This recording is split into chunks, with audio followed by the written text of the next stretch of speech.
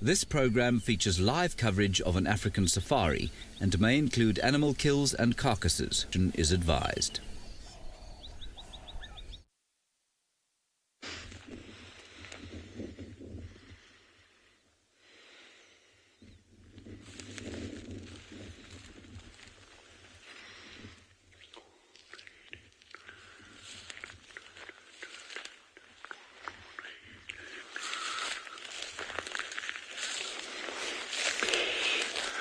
Good afternoon, welcome everyone. My name is Dylan, coming to you from Tswalu Kalahari. I've got something extremely exciting for you this afternoon. We're going to hold thumbs. I'm going to be looking for some porcupines. Welcome to your safari life, your live safari.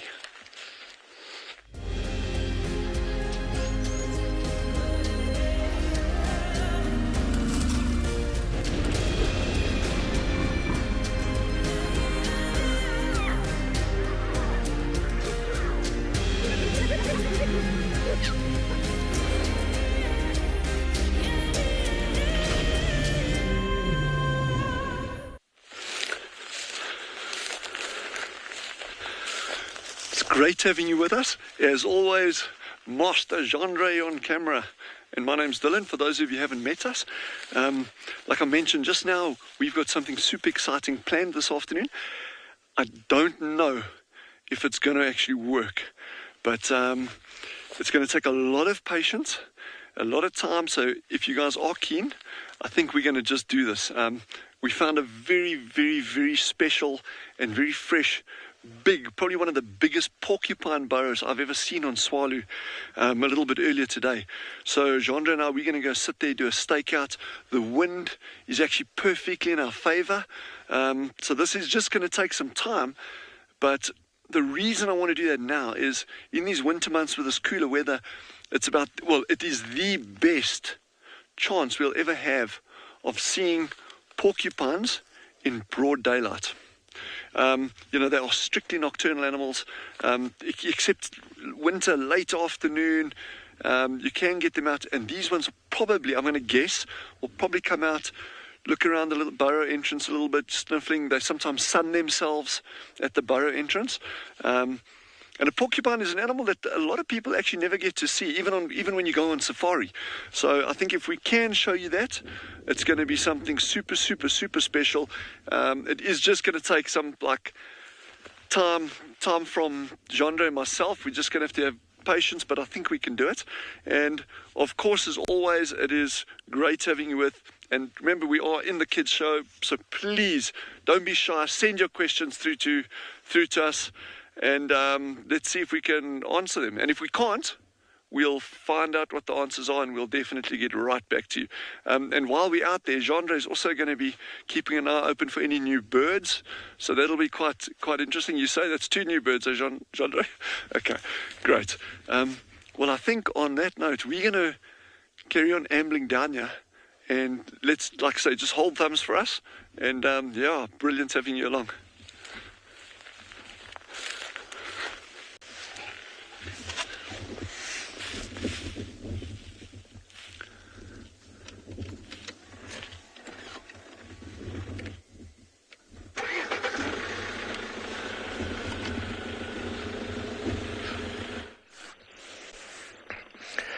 Good afternoon, boys and girls, and welcome to Simbambili Private Game Reserve in the Sabi Sands. My name is Steve. I'm joined by Davesita on camera, and over my shoulder, you were watching a moment ago a grey go-away bird having a drink.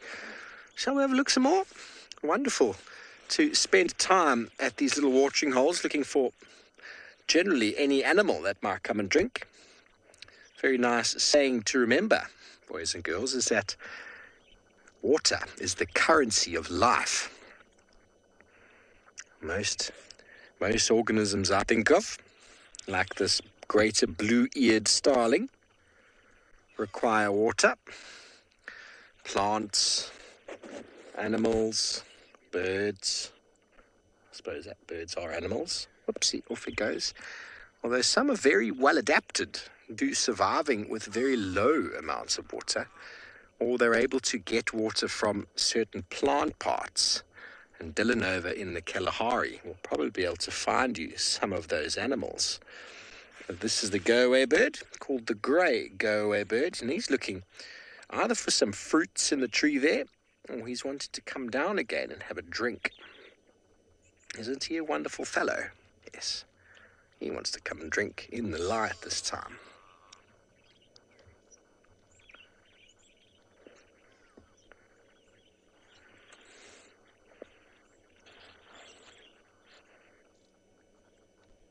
Delicious. How cool is his hairstyle? Very cool, isn't it? You probably heard him going, quack. That's where his name, go-away bird, comes from.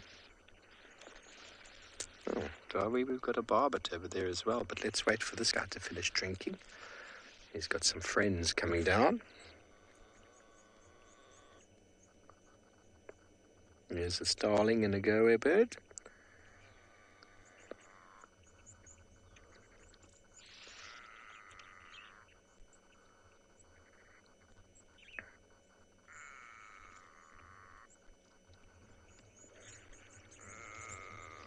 And some mouse birds, some red-faced mouse birds. They've got a very long tail, which makes them look like a flying mouse. Quite easy to remember.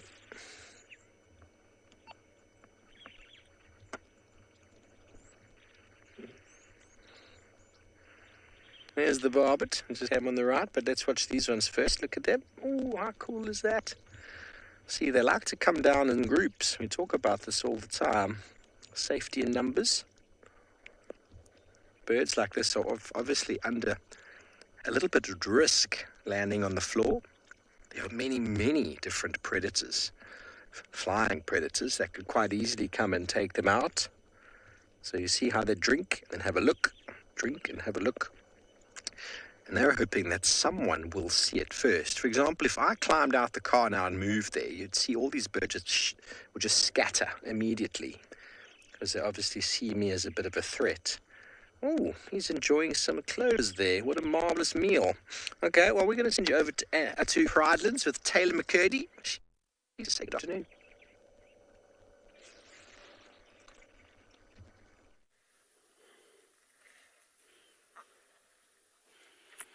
Yes, good afternoon, everybody. We have a huge herd of elephants that have just been frolicking around in the water, which we did try and show you, but we might be able to show you at some point, because it seems as though all the breeding herds of elephants in the area are coming for a drink today. But we will try and see if we can get a view of some more of the little ones. My name is Taylor McCurdy, and on camera with me today is Gert. And like I said, we are at Pridelands. So I look forward to having all your questions, so please send them on through. You can see, look at this one over here that's covered in mud. So they've been very busy. We've had about 3 different breeding herds of elephants come down and drink at the same time. There was lots of chaos at the dam. The poor warthogs, Impala and Kudu, that tried to drink in between these grey giants. Shame, they were the ones that really suffered. They got chased away, trumpeted at, dust thrown at them. It was all very scary. But they ran away. I'm sure they'll come back once the elephants have moved off. And this elephant had a lovely mud bath. You can see how it splashed all the mud on itself. Some of them were even almost rolling around in it and doing headstands and putting their tusks straight down into the mud. It was quite entertaining. But now that the sun is back out, it's important that they coat themselves in mud. For the last few days, the only part of their bodies that was really getting wet was their trunks. Otherwise, they hadn't been for a swim in a few days. Felix, if we look very carefully, you can actually see that this elephant really enjoys leaves. And it's eating red bush willow leaves at the moment. How tasty. But elephants need to eat lots of different things, Felix. So they'll eat leaves, they'll eat grass. When there's delicious sweet fruit around, they'll definitely eat that. They can use those tusks to dig. And they'll put their heads on the ground and they'll dig out bulbs. And then they also like to eat the bark off of trees, which I'll show you. My goodness, they eat lots of bark at this time of the year. So they eat lots of things, and large amounts of it too, Felix. So this elephant is going to eat a little bit on this red bush willow tree, and then it will move on to something else. But those leaves don't look very nice. They're all starting to get dry and turn yellow. He's also making it rain on himself.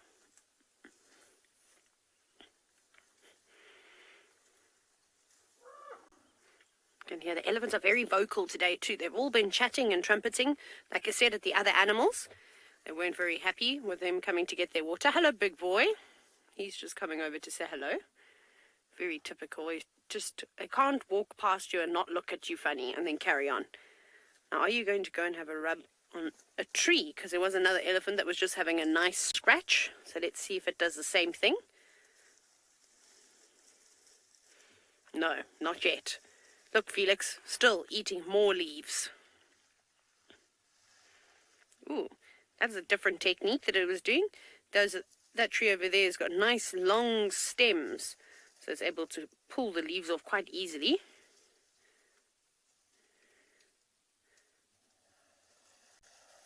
I like that sound of when it pulls off all the leaves. It's very satisfying. Okay. Oh, straight through the branches. Here we go. Having a scratch, like I said. So this is a very nice tree to have a scratch. Look at all that bark. Oh, there we go. That's a good rub. And when you've got skin that's a few centimeters thick, it's very difficult to reach that itch.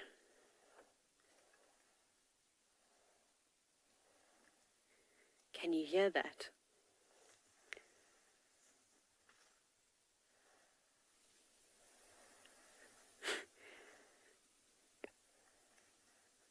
It's a pity it's not particularly loud. You can hear its skin rubbing up on the tree. If I were to go and rub up against on that tree, I'd probably sort of skin myself. It would be terrible.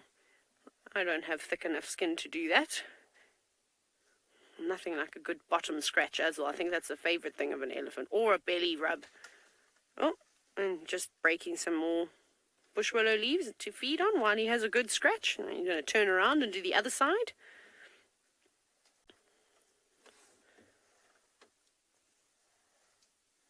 I wish you could hear the sounds properly. It's amazing. It sounds like sandpaper. There we go.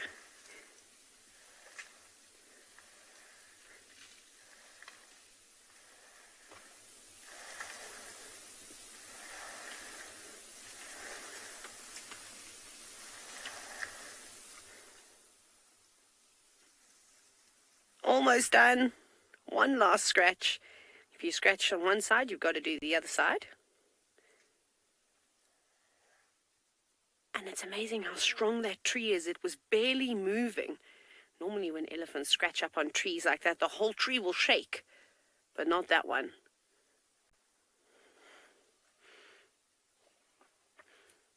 Anushka, I would imagine that must be one of the most satisfying things for an elephant. I know what I feel like if I am a little bit itchy and I need to scratch myself and I haven't been able to find something that can reach. I think that would be the same thing. We've got elephants all behind us now, so I'm just watching. We will look at these ones that are about to cross the road, but we're surrounded by a beautiful breeding herd. Like I said, a couple of them passing through here. I'm not sure if this is all one herd now, but I think it's the three different groups. One went to the west and the other two herds were sort of moving in the same direction and moving east. Oh, they're coming so close to us. You can probably hear the rustling of the leaves behind us. So I'm just looking in my mirrors to make sure no one is getting too close. Oh, what did you find on the floor? Do you see how that elephant walked and then stopped immediately? You've got an itchy heel, have you? Or are you going to throw some sand over yourself? Or maybe it got a thorn or something wedged in a little crack there.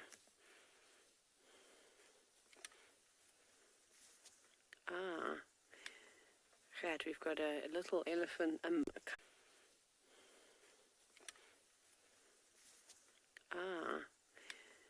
Right, we've got a little elephant, a cow, coming to feed right up to the left of us. Hello, big girl. Oh, it's my favorite elephant, Alicia Keys. Hello, big girl. She's right up behind the car. No. She did a big head shake now, but she's carrying on walking. She's fine.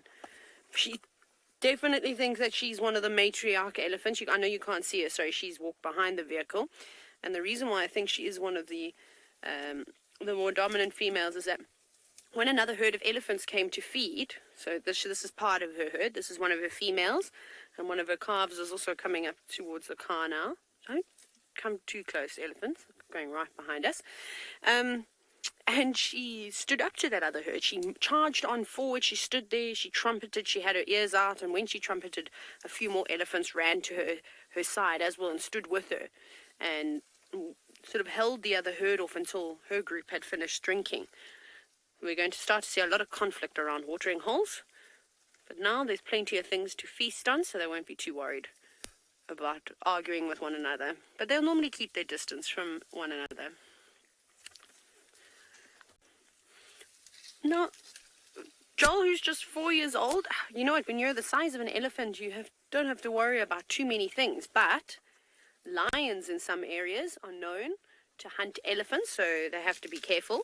And then occasionally we've seen little elephants, we actually saw some this morning, that were missing their tails, or at least part of their tails. So I think hyenas can definitely be a bit of a problem too when they're young, and they'll chase, the herds around, and that's what hyenas like to do. They always end up holding onto the tail of whatever big mammal species they're trying to hunt. Otherwise, elephant bulls fighting with one another can be a big threat too.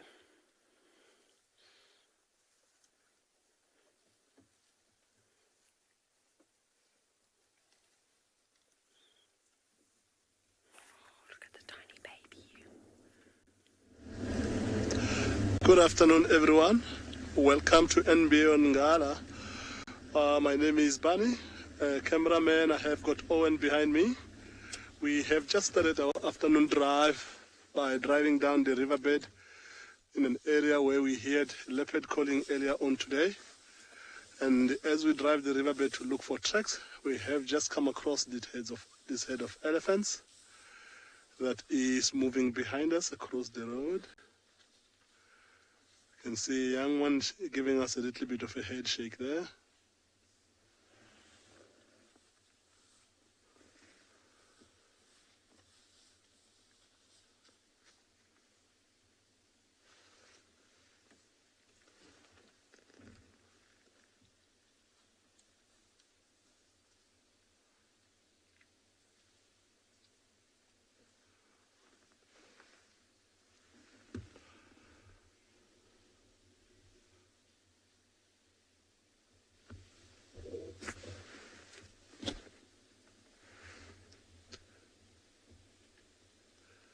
You can see we're just seeing the back end of one. It looks like a female on a distance there. Busy feeding. Sounds like there is more coming from the front of us. Looks like this is quite a reasonable sized herd. So far, I think I've counted to at least 8. And I can still hear more further into the bushes there.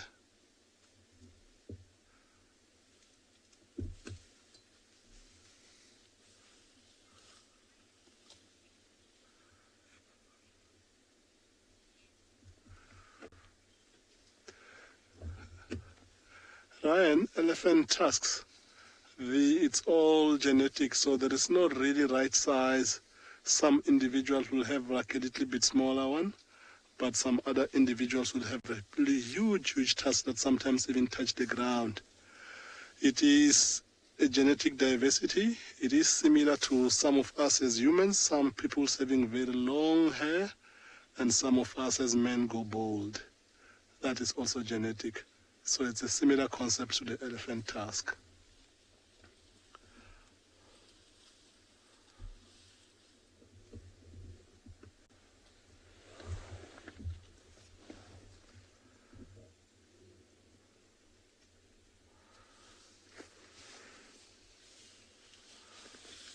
Look at this one, Ryan, walking across right in front of us, quite a distance away still.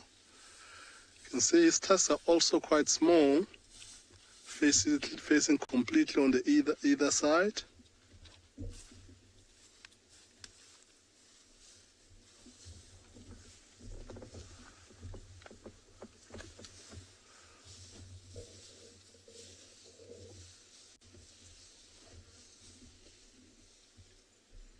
They all seem to be slowly but surely disappearing into the thick bush, and all you can hear is them crashing through these bushes.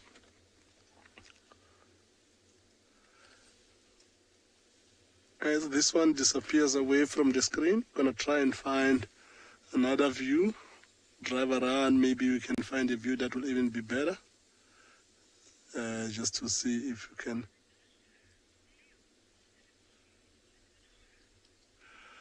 Anishka, they can be full of attitude in most cases. It is similar to us. It really depends on the day that you get them.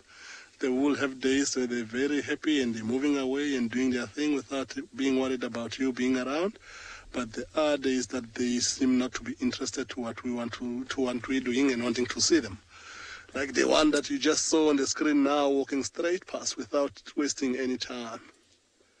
There is one big female that looks really, really big that is coming from the left, which, looking at the size of that particular elephant, when my man Owen find him on the zoom there, she looked like she might be the leader female of this group. Out of all the elephants that we've seen here in this herd, she is the largest one. Look at her slowly moving across the road with some mud patches all over her body. It looks like sometimes during the day today she has been in a mud wallow. It doesn't look like there was good enough mud to be able to cover the whole body, so she's got black patches on her body from the mud that she managed to spray herself with. Look at how the other elephants that were behind the bushes are just marching with her as she starts moving away. It does show that it looks like everybody listens to what she has to say and follow without any hesitation. It's amazing how something that big walk from this close to us and we can hardly hear the sound. They're so quiet as they move through this thick bush. So what we're going to do now, because they've disappeared away from the camera already, we'll try and see if we can find another view.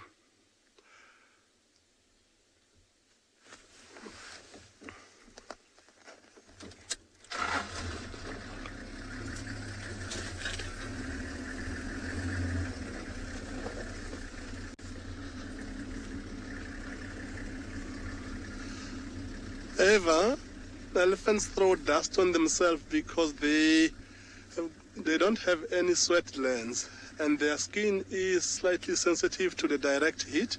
So by throwing sand or mud onto their body, they're covering their skin, helping to keep themselves cooler. And also preventing themselves from easily being irritated by ectoparasite.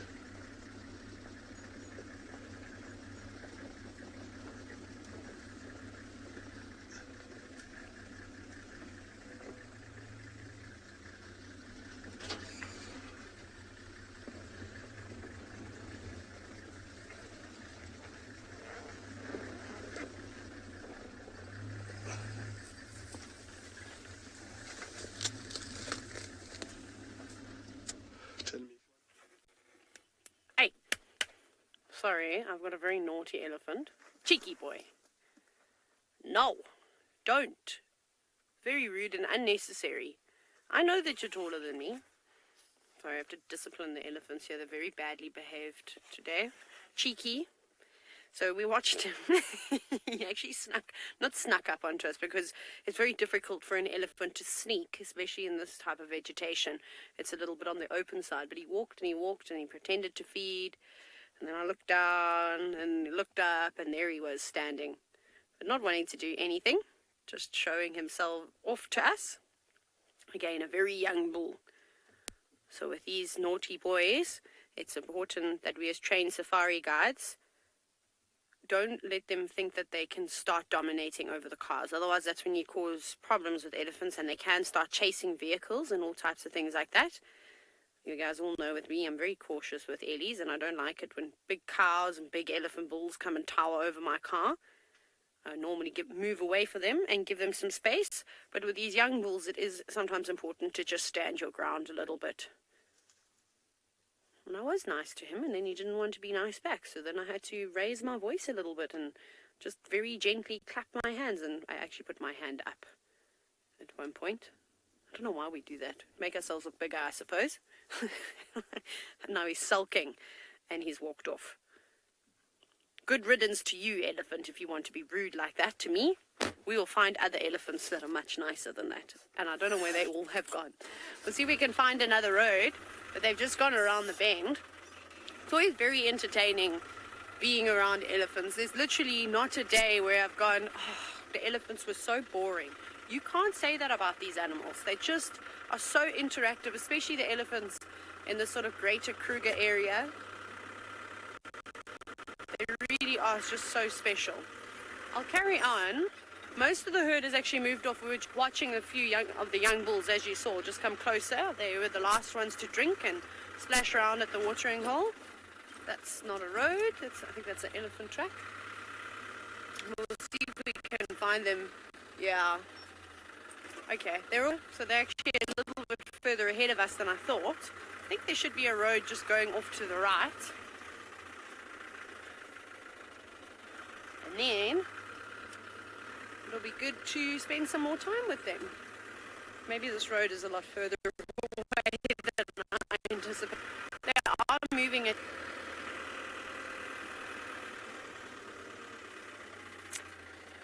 Okay, so I think the next time you see us, we'll hopefully be surrounded by elephants again.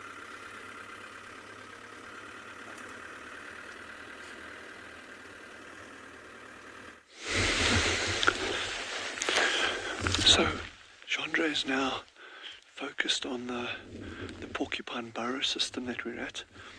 I'm talking very, very softly because we're sitting at currently at about 40 yards distant from it. We're not going to go any closer.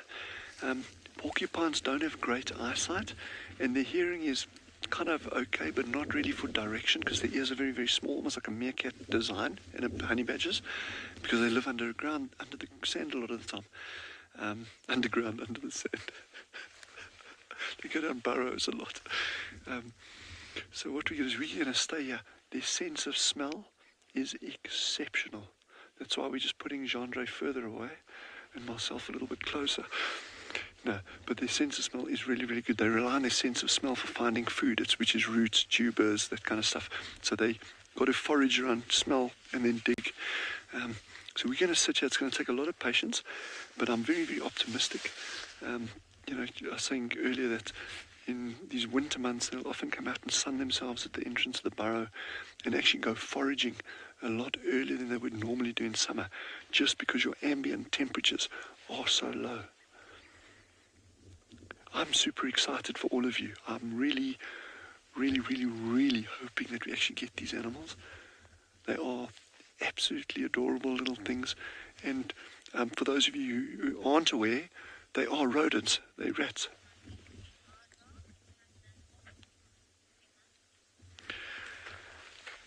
Emma, who is 11, has just asked, are we more likely to see a pangolin, an aardvark, or a porcupine? It's an interesting question because if you put in enough effort for any of those, you can find one. The porcupines are by far the most common of those three. They are rats. It's the biggest rodent in Africa. It's just a big rat with a lot of spines in it. So we've got a lot of them. But they are quite shy. They spend their whole day underground down big deep burrows, come out late at night in summer. So it makes it more difficult to find them. Because remember, if you go track them, or you can only track when it's light. So you track them, okay, they're down a hole, so you don't see them. In terms of pangolin, is unquestionably the most rare and difficult to track. In fact, out of those very, very light animals, very small tracks, and there's few of them on the ground. They cover big areas, relatively few of them. Aardvark are nice, big and bulky. we're going to head over to Jenny. She's got something really cool. What a fantastic way to start. I think you've enjoyed that. Good afternoon for everyone. This is Dumi from and Beyond Pinda Private Game Reserve. As you can see right behind me, we have a wonderful, wonderful creature. He's just crawling right next to me. If you take a look, and that's a pangolin. That is very, very special to have. This is a very good start in the afternoon. Look at that. Busy checking out the ants from around this place, which is wonderful to see. It's like, for me, I can't believe we just seen one. Wow, look at that. It must be because some scent of the ant or something, as you can see.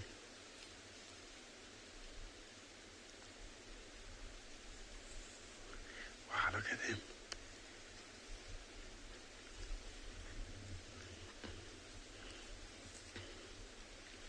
Yeah, look like he might be find some special what he's looking for.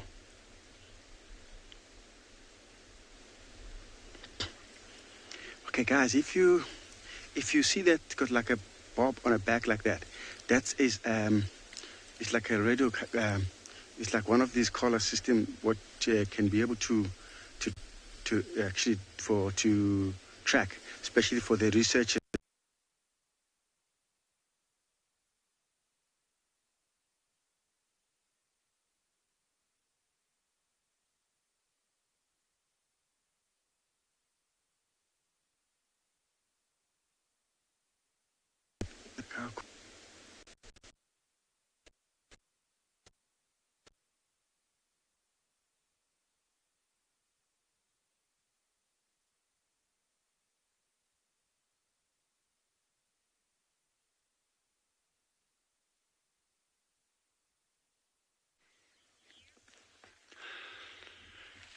Guys, we're really, really sorry. We had a crash cut away from the pangolin Pinda. I mean, just the terrain there is very difficult, and these things do happen.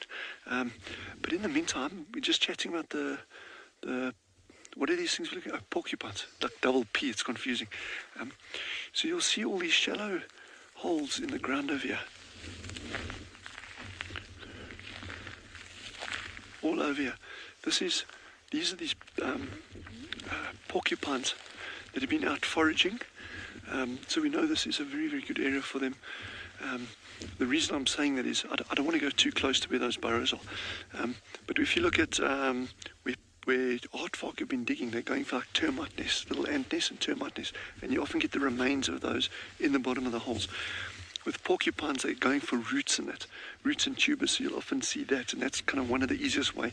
These burrows over here are so, these little holes that they've been digging, these foraging holes, are very old. There's nothing fresh over here. But I'm super excited about this. At the actual, sorry, I thought you were looking at another, at the actual burrows, it is just masses and masses of super, super, super fresh sign and tracks. So I think we're on a very, very, very good wicket here. And I was mentioning earlier that, for those of you who don't know, they are rodents, eh? You know, they are the biggest rodents we have in Africa. Certainly not the biggest rodents in the world. There's a question for viewers. What is the biggest rodent in the world? I had rats. I had pet rats. They were just amazing animals. I had 3. Then a mongoose ate 1. And a snake tried to eat the others, but they didn't get it right. But rats are good.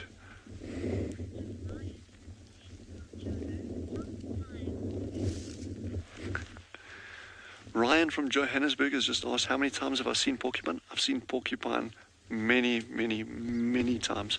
But it is not.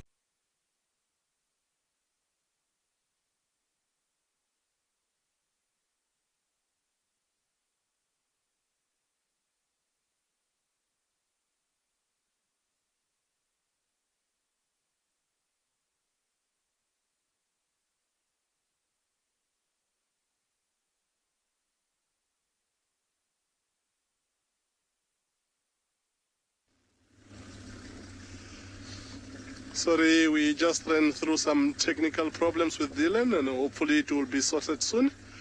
We have left those elephants that we had earlier on. They were heading down through some thick bush, so we couldn't keep up with them. At the moment, we are checking the other side of the riverbed, checking to see if we can come right with finding any tracks of the leopard that we had called earlier on from camp. So this time of the day, this leopard could doing anything really. Of course, he was active during the heat hour of the day at around 1, 2. So there's a chance that he might be lying down in a shady spot. So Owen and myself, as we drive around now, we're busy looking up trees on the ground on a shady spot to see what we can see. We're also just going to swing past a small water hole in the riverbed just to have a quick check for in case he came by for a quick drink. We might get our lead here off tracks to be able to try and follow through.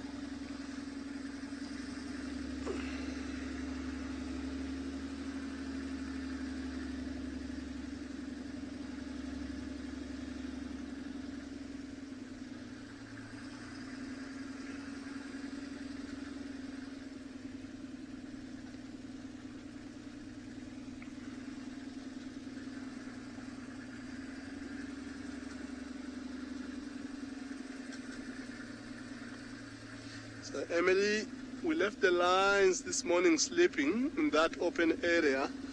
We're thinking that they most likely to still be in and around that area, maybe have moved a short distance to lie on a shady spot.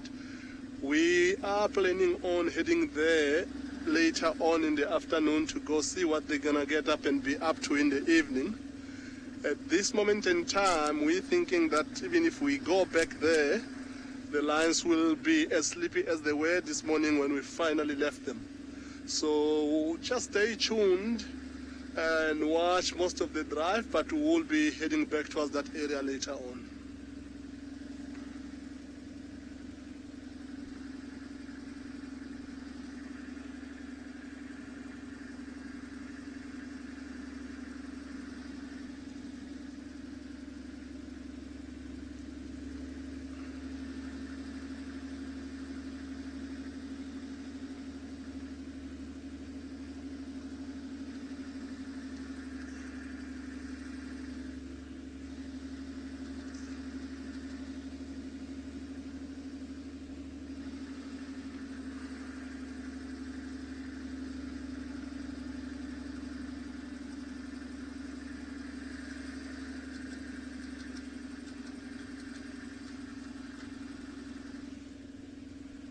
What was that?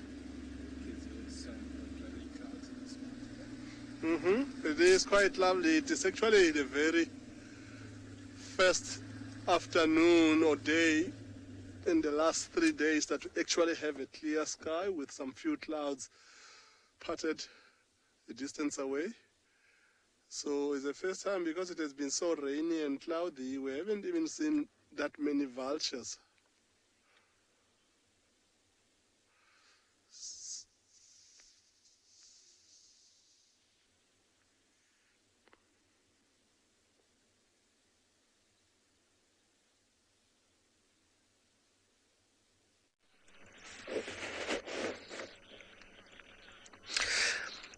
Thanks, Barney. Well, here we are with a wonderful big male giraffe.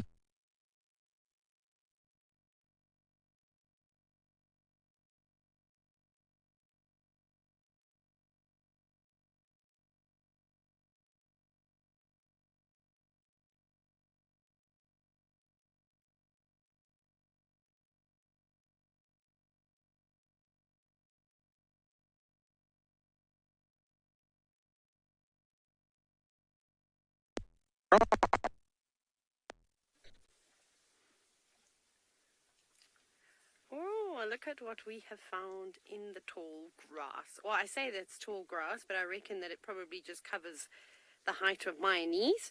But there is a tiny little elephant. And we've definitely seen this elephant a few times. I think it is the smallest in this particular herd of ellies. Oh, it's so tiny. It just has a tiny piece of grass in its trunk as well. Not that it's going to be eating much at this age. I don't know exactly its age, but I would think that somewhere between a month or two, maybe a little bit older than that. Because it is picking up things and trying to put it in its mouth. It's not completely incapable of doing so, but you can see how hairy it is, and it still has not trained most of those muscles. And you can also see how short the trunk is. Thank goodness that a little elephant's trunk is shorter when it's born. Can you imagine if it was long, how many times they'd step on it? So that's actually quite lucky for those little ones. While they develop all their muscles and coordination. Coordination, I suppose, is an important one there. Here's a young bull coming up close to this female and her calf. She's not too perturbed. I say young. He's quite tall. He's not particularly old. He's still got quite a bit. Oh, hello, young girl. So here we have a very young female elephant that is undoubtedly going to be quite cheeky with us. So she's just come to feed here. She's actually eating. Hello, girl. Is that delicious? Oh, look at that. It's amazing how she's just stripping the bark from the tree and then dropping it. She wants to eat what's right in front of my vehicle. Looks like she's eating a raisin of sort. And isn't this just really unbelievable to see? The largest land mammal, as relaxed as can be, standing about a meter from my car. She came out from us. She came from the bushes and she came to feed right in front of us. I mean, if you were nervous and afraid of something, would you turn your back to the thing that you were afraid of or scared of? Nope. So this just goes to show. But the fact that she's eating is also very important. And she isn't just pretending to feed. It's not displacement behavior. Now she's getting a bit nervous because there's a big cow pushing up quite quickly from behind her. Hello, big girl. You see how she just moves away there? So that's what that reaction was. Again, nothing too aggressive, just she knows her place. And then if an older cow wants to come and feed where she's feeding, she needs to move out of the way, otherwise she's going to get pushed. Very intelligent creatures, elephants. Oh, this is so fantastic. And also the smells. It's something else that I really love about elephants is just all the, I mean, you can smell the sort of muskiness from the dirty mud that they've covered their bodies with. But there's also just like a very earthy smell that you get from elephants. And the more you spend time in the bush, the more you can pick up the scent of different animals, and they all have a unique smell. For example, I cannot stand the smell of blue wildebeest. I also don't like the smell of wild dogs. Lions are particularly stinky too. Oh, it's Alicia. Alicia Keys, you can see. She's my favorite elephant. It's not her real name. It's just the little name that I've given her because we see her every single day. She's got a big keyhole in her right ear. So this is the one that I was telling you that I think is the matriarch of this herd. You can see she's quite an old girl. Her temples are almost completely, not completely sunk in. But she's one of the biggest.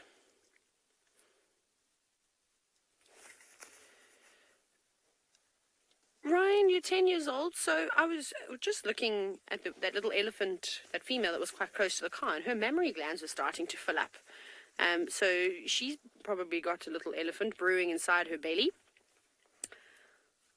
The elephants are quite successful when they do start breeding. Probably one of the most successful sort of land mammal species because of their social dynamics, and everybody protects everybody. I mean, very few predators want to mess with an elephant like this. So say if the elephant's about, how old was that elephant? She must have been about 12 or so, maybe between 12 and 15 years old, the one that we saw.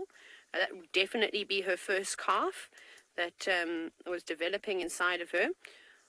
And if elephants give birth, no, my maths is not very good. If elephants can give birth so the gestation period we know is 22 months, every 3 years, every 5 years, depending on the situation. I think if the bush is in fantastic condition and there's lots of nice lush vegetation for them to feed on, they'll give birth maybe more so every 3 and a bit years or so. I think in this area, definitely. So she can have quite a few elephants in her lifetime. But also, I mean, I think elephants are one of the few animals that live to an extremely old age. I'm just trying to work out and do the maths now. So every 10 years, let's just go every 10 years, she has 2 calves. So maybe, what's happening behind her? Emma, I'm waiting for you to help me on my maths here. Maybe about 10 calves every year. I mean, in their lifetime, I think, if they're lucky, it'll be amazing. And you can see that with little smaller family groups where you'll see a big elephant cow and you'll see maybe 2 that are, not quite as enormous as her, and then they've got little ones, and you'll find that they're all related to one elephant. I don't know exactly how many elephant calves an elephant will have in its lifetime. I think it depends on a lot of different things, but they'll raise them to successfully more than an impala or something else like that. Anyways, we're going to try catch up with the herd again. We're going to loop and catch them on the other side. We'll see you in a moment. So while we're sitting waiting for these porcupines, it doesn't mean that we cannot see other things. So we've got this tiny, tiny little grounder gama. It's actually a young grounder gama. So it was probably hatched in the summer. So he's probably not more than, let's say, probably at the most 6 months old, maybe even less. And we've got a different one here called a rocker gama as well. Now, these grounder gamas, they'll stay out on these big open areas, not a stone or a rock in sight, but they often use little animal burrows for shelter. So, when I saw him, actually we were walking around looking for a porcupine quill to show you, and then I saw him scampering straight towards a little burrow entrance. So now he's just kind of relying on his camouflage. He's just hiding there and saying, well, hopefully you can't see me. He just moved out of the sun into the shade to try to regulate his body temperature, because although there's a nice breeze and it's fairly cool, that low down on the ground, there's hardly a breath of wind. Very, very still. And the sand, in fact, the sand's not even hot. I mean, I'm just feeling now it's very, very comfortable temperature. So he's probably using that shady patch there more to break up his outline for camouflage rather than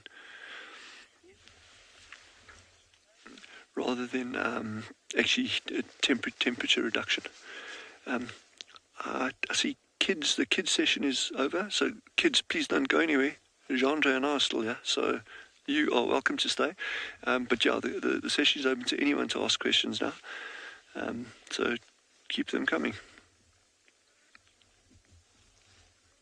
Yes, they're gorgeous. And that's the thing, is like you're sitting waiting for porcupines, and it doesn't mean you can't see other stuff. And it just takes that time, look around you, and you'll start seeing things. We've had some good birds coming in, little Kalahari scrub robins. A couple of minutes ago we had some lapwings doing some aerial displays, 2 different groups that were shouting at each other. So, yeah, we'll just stick it out here, and we're keeping a very, very, very beady eye on those porcupine burrows there. It's like I say, it's one of the biggest porcupine burrows I've seen on Tswalu. I've actually seen people stand up in the entrance to these burrows. So this one is probably comfortably that size. And there could be, who knows how many, maybe 3 porcupines, maybe 10, maybe 20, I don't know. But it's what's interesting is that with these porcupine burrows, they can last for decades sometimes. They can really last for decades. As long as the sand doesn't collapse on top. And where we are now, this very flat, level area, the soil is actually quite firm. It's very soft on the surface where animals have been walking and trampling it up. But you go down 10 centimeters and it becomes very, very firm, very compacted. So, yeah, those burrows can be old. Yeah. And the other fun things about porcupine burrows is because they're going out foraging on plant material. So some viewers were asking, will porcupines eat the zagamas? And I was actually about to say, I was just about to start talking about their food there. One of the interesting things about them is that you'll often see an accumulation of old bones and hooves and sometimes roots and things that they bring back to the burrow to gnaw on, because they are rodents. So their teeth actually grow super fast, and they need to keep on wearing those down, those incisors. And to do that, they'll gnaw on things like bone. So you often get these little accumulations around close to the burrow entrances. They will not eat something like an agama. They don't eat meat normally. They'll gnaw on bones and things, but otherwise it's plant material is their thing. if you're in an area where I used to work down in the Lowveld, mangoes and oranges, if they fell off trees, in the gardens, where staff had them in the gardens, yes, then the porcupines would get through those fences to get to that fallen fruit. I don't know how much time I've got here, but there's a really interesting thing about porcupines, and it links into what Taylor's viewing with the elephants down there. You may have heard of the term keystone species. So, in a very, very brief nutshell, what that is, a keystone species is an organism that has a inordinately large impact on the environment relative to its size or abundance. And elephants are well known to be a keystone species. They're big, but they're pushing down trees. So they're really habitat engineers. I think we've touched on aardvark briefly about being habitat engineers a couple of drives back, by digging holes. And then there's so many other things that are reliant on that. Porcupines, in some areas, can be regarded as keystone species just because of their habits in some places, and Taylor and them in those areas, they can maybe even point that out to you. We don't see it a lot on Tswalu, but they'll actually ring bark trees. Now, a lot of those trees down at Djuma, Pinda, Ngala, those areas, have got this very thick, corky bark, very rough bark, and that's actually a defense mechanism against fire. Okay, so a porcupine comes along and he starts gnawing because now he wants to eat this bark, so he starts gnawing. And even if he doesn't ring bark the tree completely, but he creates these big open patches at the base of the trees where the tree has got no protection against fire. Fires come through and then the trees are often killed. So that's just quite an interesting different aspect there in terms of the ecology of a porcupine. It's not just this little guy that cruises around eating leaves, but they can actually have a massive impact on the environment.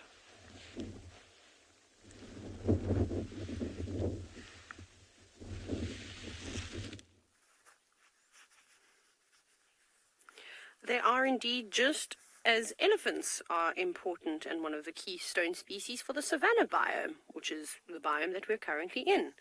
So we're still watching the herd of elephants. We're literally just playing catch up, and I know this route of these elephants now backwards. They do the same thing every single day, which is wonderful, because that means that it makes it much easier for me to be able to guess where to go, as we were discussing this morning. So even elephants have favorite routes and paths that they like to walk. Oh, there goes a tree. Can I go forward for you, Gert? Back.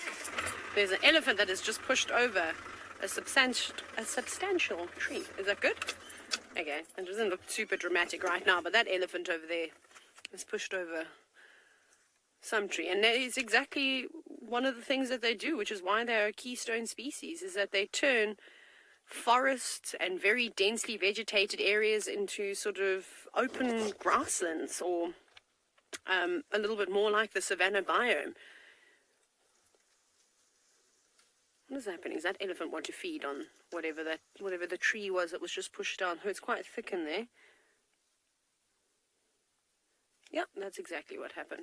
Looks like two bulls just having a little bit of a tussle as to who's going to feed where. But without elephants, goodness gracious, what a sad world it would be. Well, for me it would be quite sad. There's honestly no better way than to spend every single afternoon.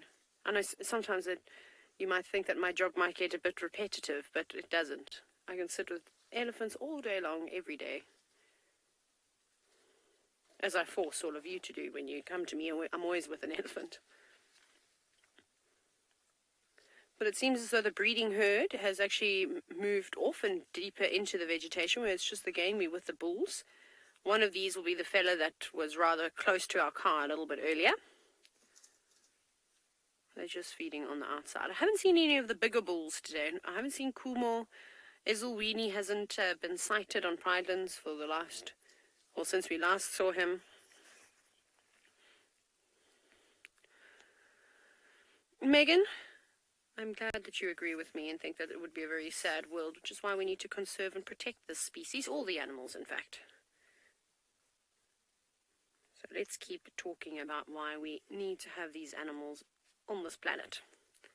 And there goes the tail, swish, swish, from either side. Yeah, the biting flies are not fun this afternoon. They're definitely out. I think all the insect life is enjoying the fact that the warm weather is back, as they were doing very little over the past couple of days. Not much flying around on those very chilly days. I mean, we had quite a few days where it got to like, what, maximum 15, 16 degrees Celsius, which is below freezing for this area. Just going to drive up ahead.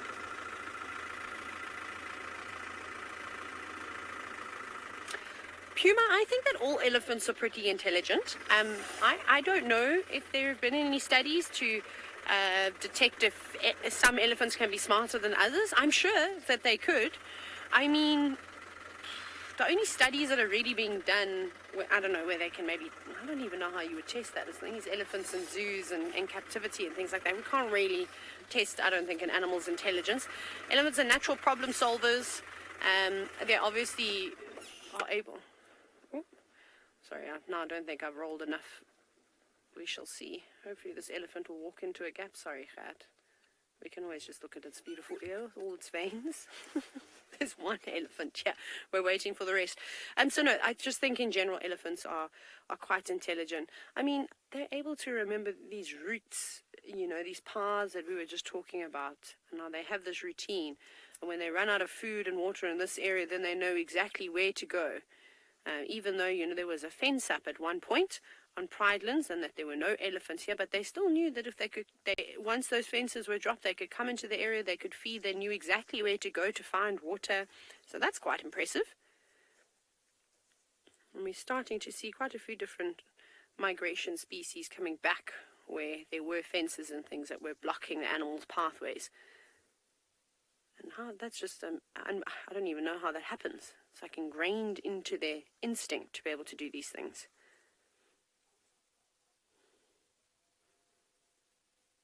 It's all very quiet now.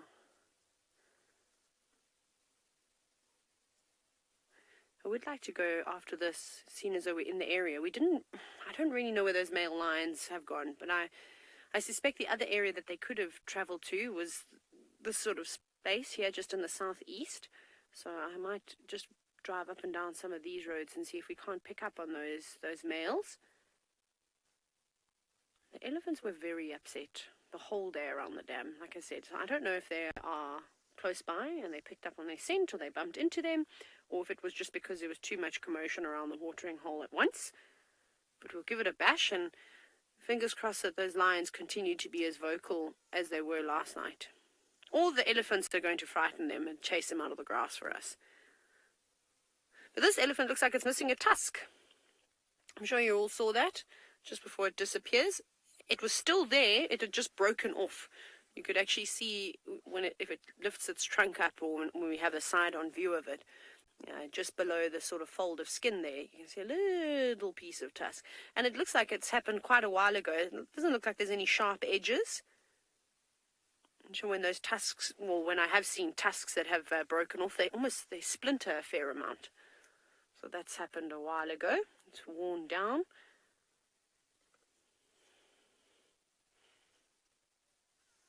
A rumble from that elephant. And off he goes. Right. Just looking around to see if there are any more on their way, but it seems as though we're right at the back of the herd. We'll carry on. I will do, like I said, I'm going to take a couple of these little pathways and see if we can't find any lions, or maybe a leopard. There's a female with a sub-adult male that likes to hang around here. Some oxpeckers flying overhead. Where are you going? I can't see them. Oh, there they are. I'm just looking at the oxpecker. It's always really nice to see where those birds go and where they land. We know that they don't like to sit on elephants. Elephants will just swat them away. Maybe grab them with their trunk.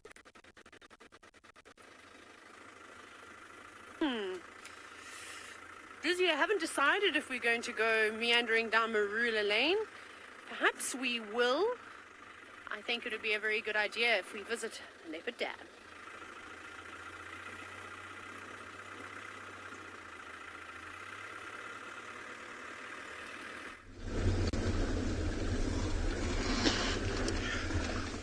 Welcome back for everyone again. Very sadly, we just lost you with the very beautiful sighting of very, very rare creatures to be seen. If you guys still wonder what happened there, we just lost that the animal. He just moved into the place where he actually got to this burrow. So that was a pangolin which we were actually talking about. So hopefully we'll get to see another sighting in the meantime. So let's always look forward to. Sorry. All right. So our plan now, we're looking for try some ellies. See if we can find it. There was a report of earlier on was an elephant. We've seen some quite a long distance from here. That's what we're going to try to track it now. But anything comes, we take it.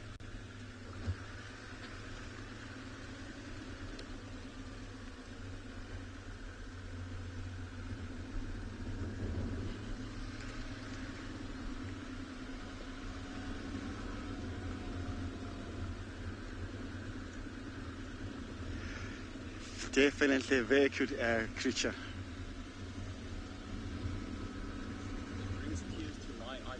Yeah. Very cool, huh? And it's very nice open air. Can you imagine if he comes out walking around this place? It will be very nice. So, but never say never. It can be any time. These are the good place for this pangolin as well. Especially, this is like for me, it's like a first time on a drive like this, and to see that one of these pangolins. To be honest, they were very, very excited.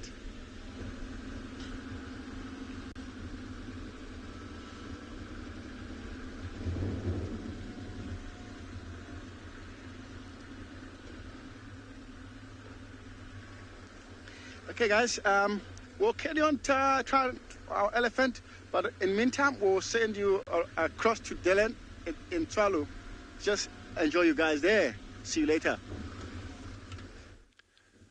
I'm so pleased that Dumi managed to get that pangolin at Pinda.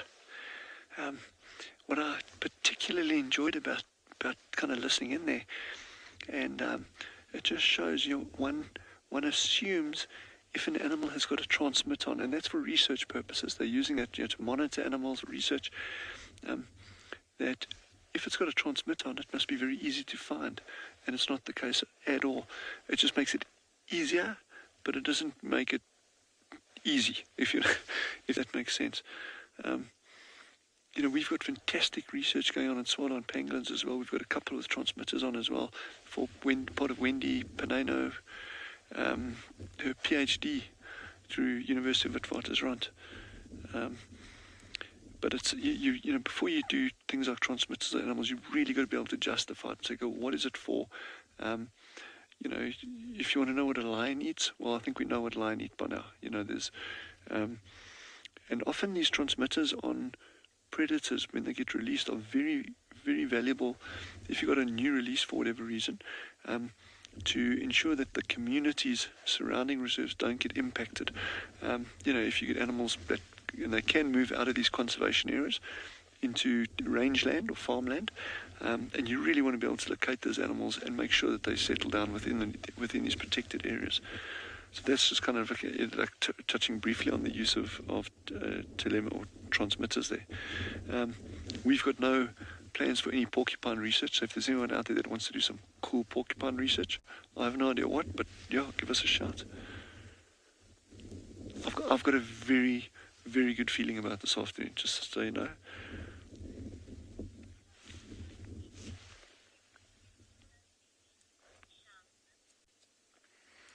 Shantam, I think that's the name I got, is asking about, would humans be regarded as a keystone species?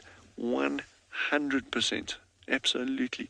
We alter and change our environment in ways that no other species has ever done before. And, I think it's self-evident in many respects that there's a huge negative impact from people. I mean, it's not something we're going to go into here. But yeah, humans would 100% be regarded as a keystone species. There's no question, no doubt about that. But a keystone species, just kind of while we're on that, is keystone species, it doesn't necessarily mean it's a big animal or a big mammal. It can be small. Porcupine, there's one that weighs a couple of kilograms. That's regarded as a keystone species. A keystone species in one area, if it occurs in one area, doesn't necessarily mean it would be a keystone species in another environment. So out here, one of our very important keystone species would be aardvark, just because the volume of burrows that they're digging, these new burrows.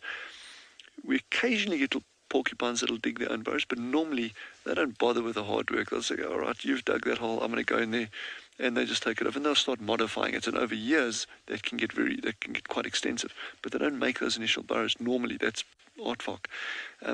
So out here, I would probably say porcupines are less important as a keystone species, whereas aardvark are 100%. But if you go down to the low veldt, a porcupine would absolutely be regarded as a keystone species, just because of their impact on those what tend to be fire-resistant trees. Getting that bark off, fires come through, and it can potentially kill those trees.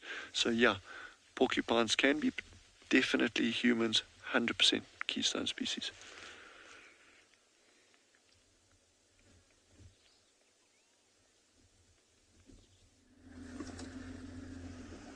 Emily, as we chatted earlier, we have looked around hoping to find that leopard tracks. We didn't really have that much luck.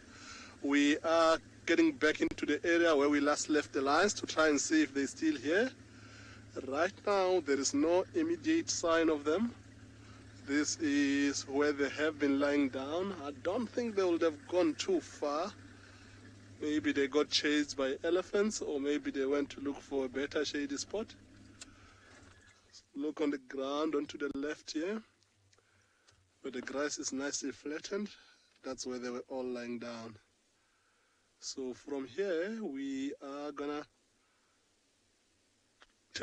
I'm gonna take a quick walk just to see if I see which direction the tracks have taken us, and see if we can find these guys.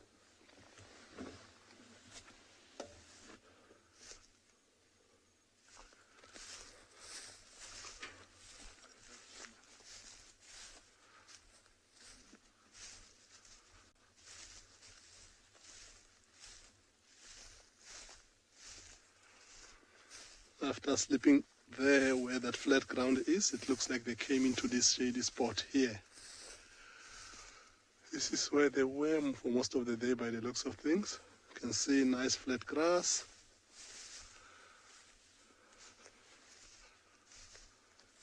It has been a hot day today, so I don't think they would have gone too far.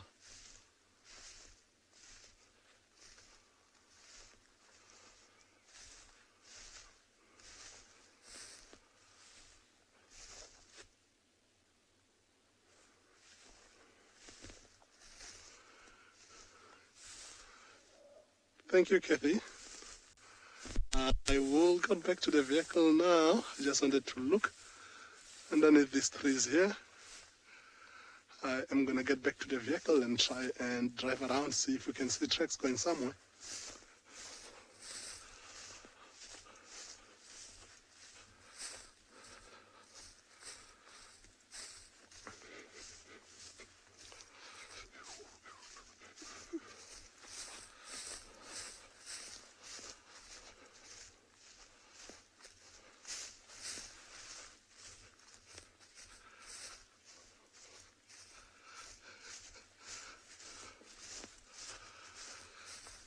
It is safe in a way. If they were close by, we should be able to see them from a safe off distance, and then move back slowly to get back to the vehicle.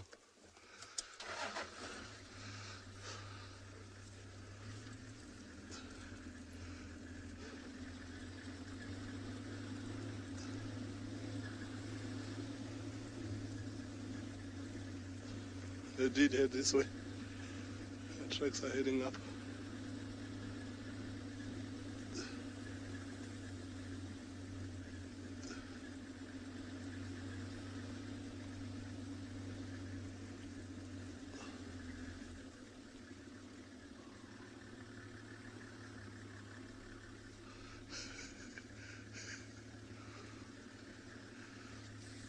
Penelope, we do often encounter ticks.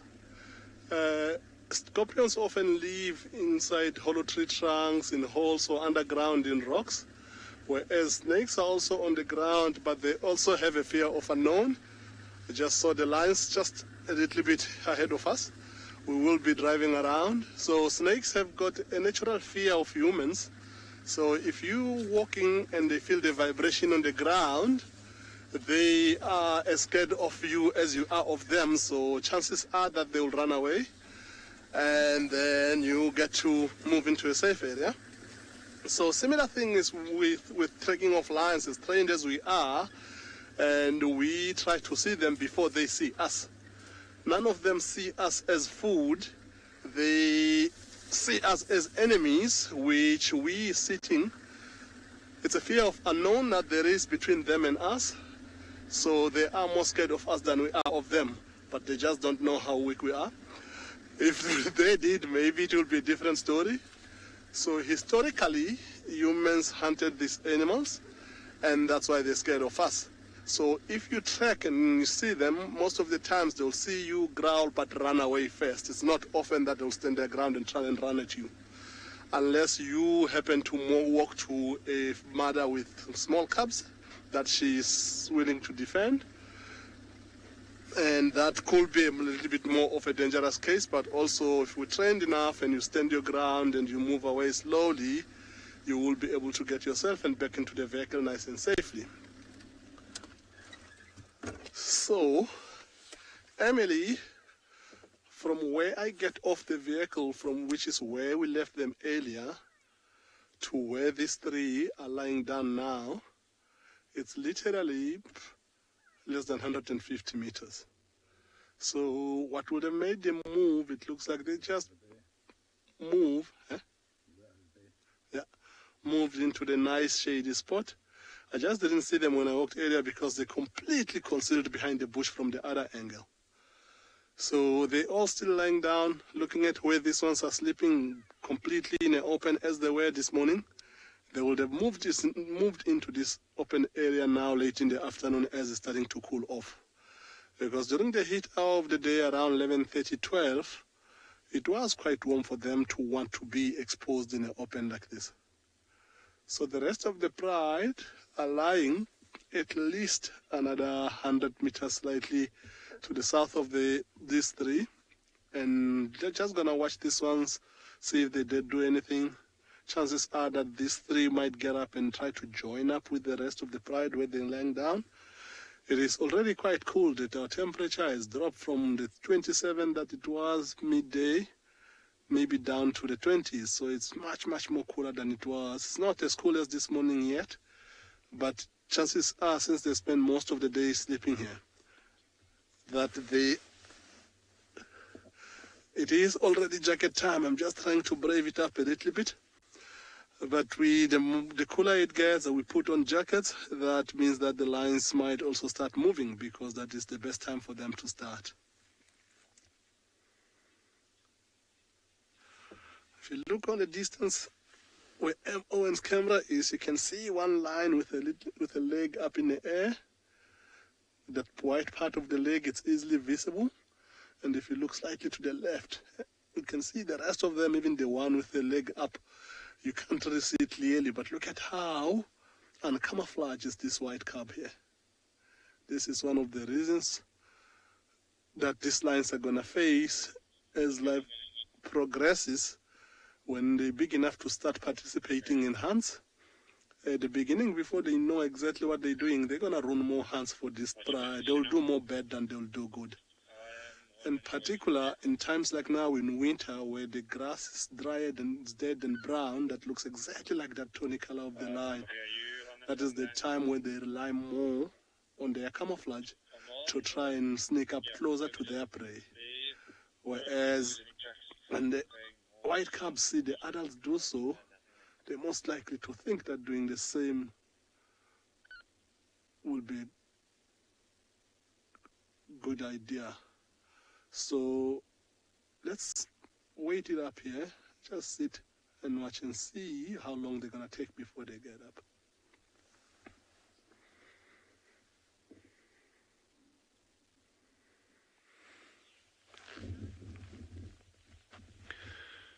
still on porcupine patrol, and we're not going anywhere. The temperature's now slowly coming down. I mean, it's not hot by any means, but because they're like really nocturnal, they really want this temperature to be down quite a bit more. But I'm super excited. Like every minute that goes past now, it's getting like better and better, because the chance is increasing now that they're going to come out. And of course, it's always like that waiting game, that tension, because when you start out, you get excited when you first get here. You think, oh, they're going to come out like any minute. And then like the minutes tick on, and nothing happens. But actually, you must just realize that every minute that's going, that chance is actually increasing. So I'm still super optimistic, and the only time I won't be optimistic is when, oh no, wait, that's not going to happen. Jean-Andre says he's seen a Kalahari scrub robin now, which is a new bird for him. Yeah. Are you saying it's not? You've seen it before.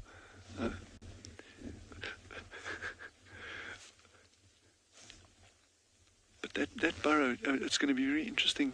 And I'm going to say straight out, when they do come out, because I want to be positive about this, it's going to be very interesting to see how many actually pop out that burrow. But I believe there were some viewers that had questions. Have you got any porcupine questions? Yes. Charles has asked a great question, and one I've heard many times is, is it true that porcupines shoot their quills? And you hear this a lot, and there's even some old literature that says, oh, porcupines can shoot their quills. It's not true. What happens, and I'm going to get some porcupine calls for you, and I'll show you actually how it happens. So they've got different kinds of calls on them. So not all porcupine calls are the same. You get hollow ones on the tail, very hollow ones that they can actually rattle. It makes a beautiful, it's almost like a rattlesnake, that kind of sound, but loud. And that they use that for a warning sound. If there's a predator close by, they'll rattle those, you can hear it. Then they've got these beautiful, soft, flimsy, and they can be like that long. What's that, 60 centimeters, maybe even longer. Very soft whippy quills. Those are their feeler quills. And then underneath those, they've got these very strong, very sharp, rigid quills. Those are the ones that they use for defense, and those can be different lengths. You get long ones like that, short ones like that. And the idea is that those thick quills are not embedded in the porcupine, they're not in the skin very, very tightly. They can release very easily. And if there's danger, whether it's a leopard or a lion or honey badger or person or dogs, if they try to attack that porcupine, the porcupine always keeps turning with its back to the predator. And they'll actually rattle their tail, and then they stamp their feet, and it's like super loud. They're like that, they stamp their feet like that, and that's like a warning. If you ignore it, at your own peril, because what they'll do is, when they think they're close enough to you, or if you touch those feeler calls, then he just races back super fast, and it's a short distance, and that's enough to actually stick those calls into you. And then there's so many cases, so many records of large predators, and I'm talking about things like lions, leopards, actually dying, not because the porcupine quill itself killed them, but the infection or the septicemia from the porcupine quill injury gets them. I've seen lions with porcupine quills embedded in their mouth, and they can't get out, so they can't get them out, so they can't feed, and lions can die like that. You can actually look on, I guess, Google meerkat with porcupine quills. Guys took amazing photographs a couple of weeks back or months back. I don't even know where it was. Got pictures of a meerkat with porcupine quills through it. I don't know how that happened or what was going on there. But yeah, that's a good question, and they can't shoot their quills.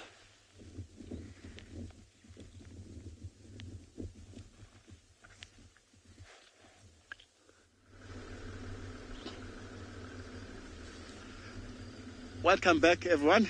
As we promised you, we were looking for elephant. Finally, we just found looks like another one coming ahead there. It might be a herd of elephant around here. But for now, we just have this younger bully just walking around in front of us. A few tracks also as well. if you look around, you'll be able to see more on the right-hand side. But close to the big tree around there. Below that, if you look carefully, there must be there's another elephant there.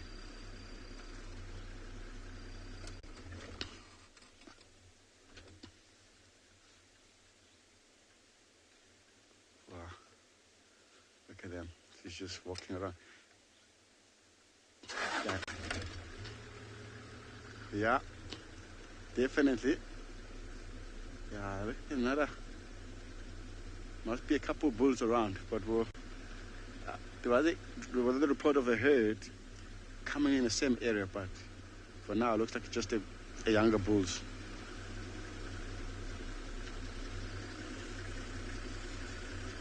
Just want to make sure we're not ending up in the middle of the herd. We just try and keep a good distance like this, just to make sure.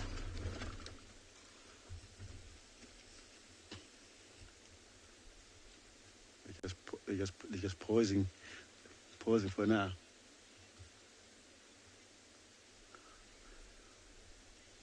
Wow. Yeah, David, yeah, that's cool. That's true.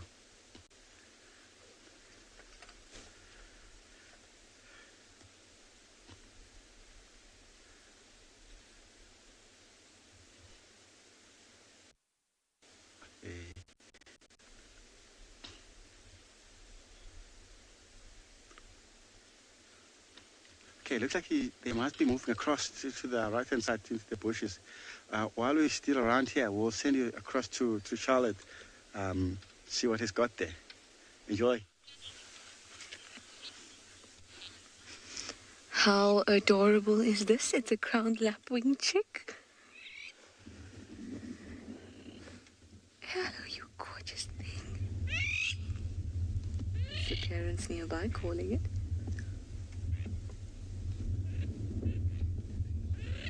Oh, it's so cute. Oh, it moves so quickly, Biggie can't keep up.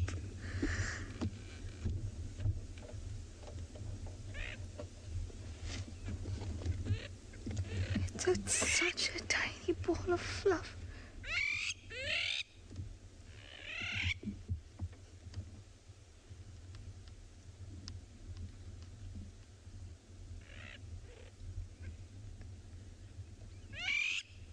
Oh my goodness. Whoa.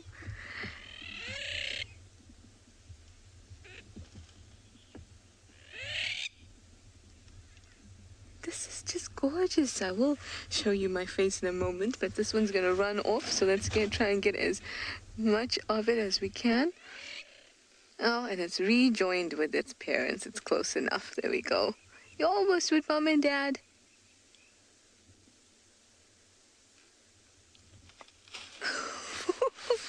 How cute was that? Wasn't that adorable? Hello, everyone. I'm finally here. It's me, Trishal, and I've got BK on camera this afternoon out in Djuma.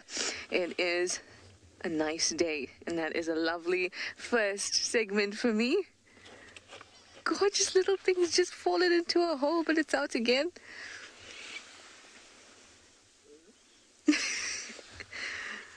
And see the fallen over log on the left? Yeah.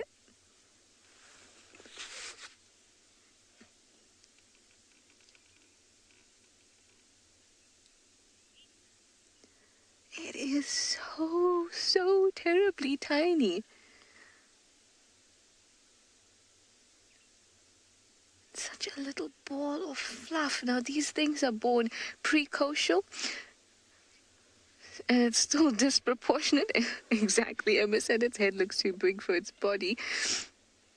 It's probably only a few days old.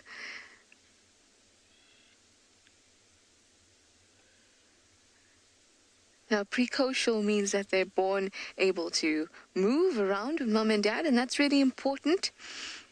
They're able to fend for themselves just a little bit, enough to get them by. And that's super important for ground-dwelling birds because they need to be able to be up and about and run away from predators very easily. You can be altricial, which means you can be very reliant on your parents and you don't need to move very much, and you can be featherless for a little bit. and you can be fed by mom and dad because you're comfy and safe up in a tree in a nest.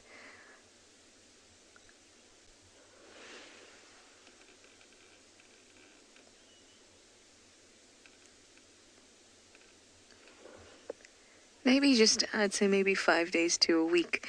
When it's just maybe 2 days, they're a little less sturdy on their feet and they trip quite a bit. This one seems pretty sturdy. There you go.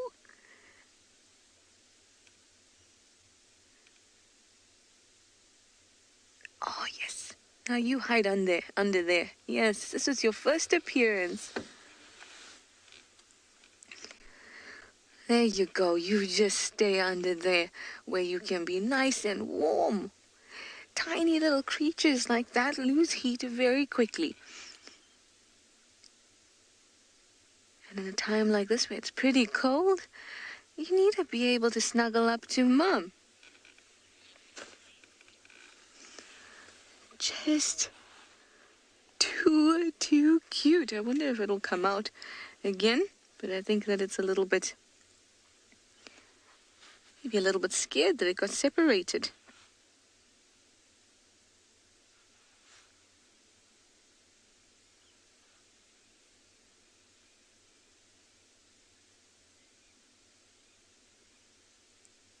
Too adorable.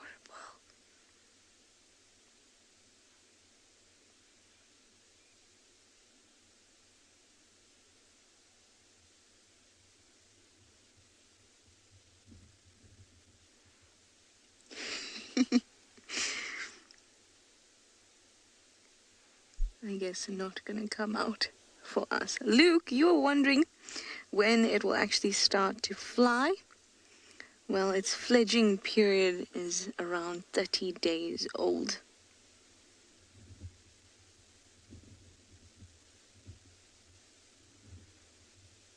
So that's when it's likely to start to fly. But before that, you'll kind of see it walk and run and give a bit of a hop.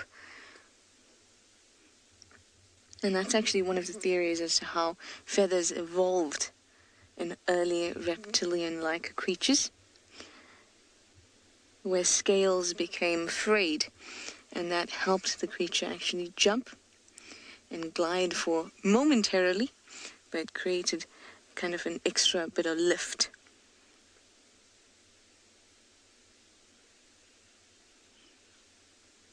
Oh, too cute.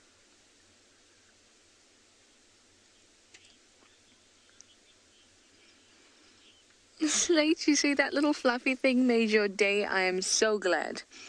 So glad that it did.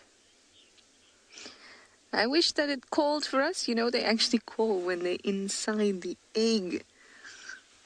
These little things, which is just too cute. Well, I'm glad that we all got to enjoy that together.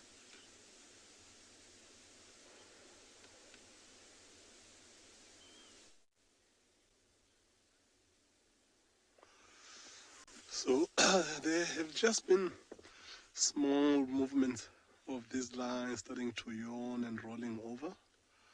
They all went back flat again, but it looks like there is a little bit more activity, a little bit more ears twitching, a little bit, some legs stretching. So they might still take another 10-15 minutes or so while they're lying down. It does look like they are going to get up in a short while. So at the moment we've only got a few of them right in front of us, with that one with the leg up in the air. But the rest of the pride is still here. The males are hiding in nice thick dense vegetation straight ahead of us, and some few other individuals on the other side of the bush there. So we're sitting at the moment, we're thinking that we're most likely to have the ones that we had earlier coming up to join up with these ones here, because as we follow them this morning, their general direction has been going more towards our right, which those on the left most likely to get up and join these ones here before they start going. So we're gonna hang around with them for a while and see what unfolds for the afternoon. So while we're sitting here, we haven't had any other sign of any herbivores. It looks like all those impalas that were distress calling earlier on today, they didn't want to hang around because they know come nightfall, these lions gets active again, that they will be in a firing line. So the only sound that we heard since we've been sitting here, it's elephants quite on a far off distance trumpeting. One kinds of hope that maybe those elephants can show face and walk past where these lions are to try and encourage them to get up slightly early. But it looks like that's asking for too much at this moment in time because those elephants sounded far.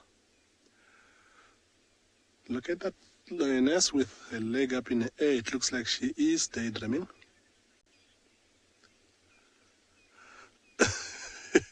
The lioness with her leg up in the air right now looks like she's dreaming about something, either maybe running or maybe she's even hunting. You can see her feet kind of kicking as she lies down like that.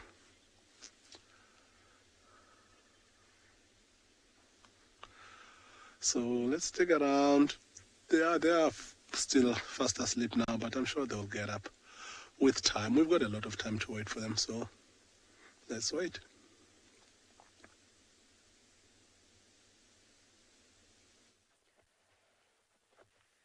We are on Marula Lane as a request from, it was Dizzy a little bit earlier.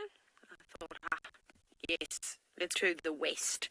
And we have had some luck because we haven't seen any impala, in fact. So we've got a herd of impala, and I was looking for the horned ewe, the female impala, that has been sighted around here. But this does not seem to be the breeding herd that she's in. And then there's also one zebra stallion milling amongst the impala. Clever boy. Not wanting to be on his own. He doesn't seem to have a harem. It's just him by himself. But he's breathing really bizarrely. It was quite interesting when he was a little bit closer. It was almost as if he had a blocked nose. It sounded very much like if he had allergies and he desperately needed to take an antihistamine. And then I looked for any injuries around the muzzle because I thought, oh, okay, maybe something has, attacked it. And I have seen in Zambia, a leopard attacked a almost fully grown zebra and then decided it was a bit too much that it could handle. It had bite marks all over its muzzle and scratch marks down its neck and onto its belly. And then this leopard ended up taking a zebra foal. So it does happen. So I thought, that's strange. I wonder if that was the reason why it wasn't breathing well. But no injuries at all other than a very damaged tail. Well, obviously been fighting with other stallions. That's very typical to see. When they're missing hair like that, it normally gets pulled out by another stallion. But there is an impala that is alarming. I'm sure you could have heard it, but it is a ram. And they're still a bit silly at the moment.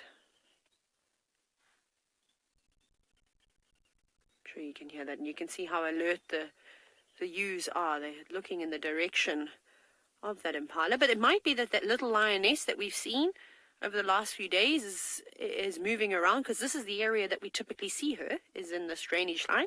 We have some mud wallows that you can't see, we call Timbwiti pans. They might have a bit of water in them still, they're quite deep.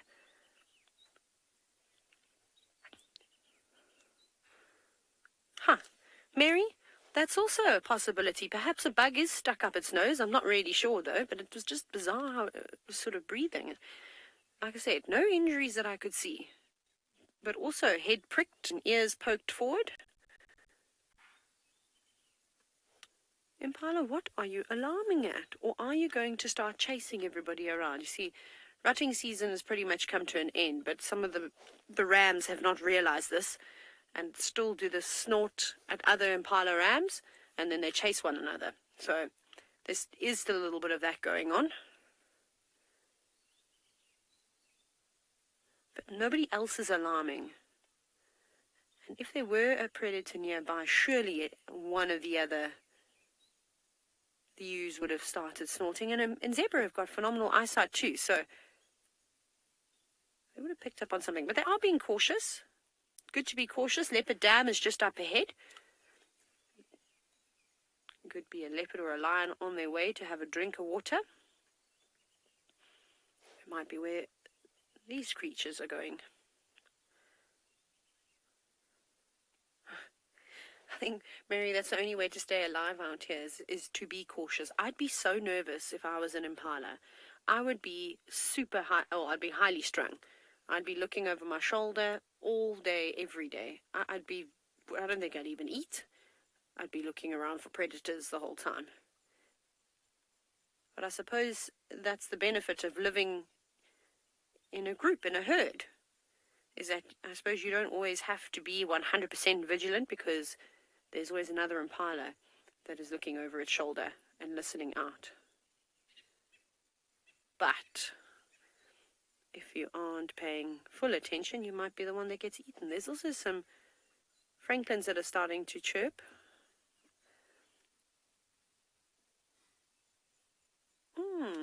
Look what else we've got in the road.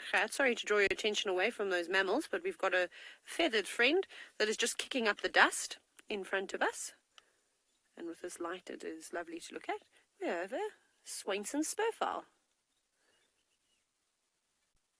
And just one, which is surprising because they all have lots of chicks at the moment. Well, not this one. This one is on its own. It's digging a nice big hole, loosening the soil.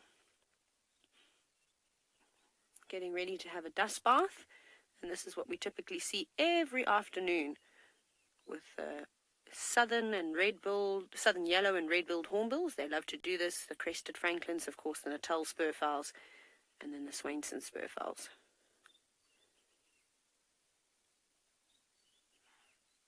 Still hear that impala.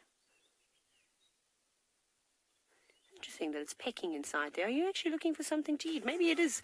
Maybe there's some little insects that are around there, maybe ants that it could be feasting on. They sort of have quite a varied diet.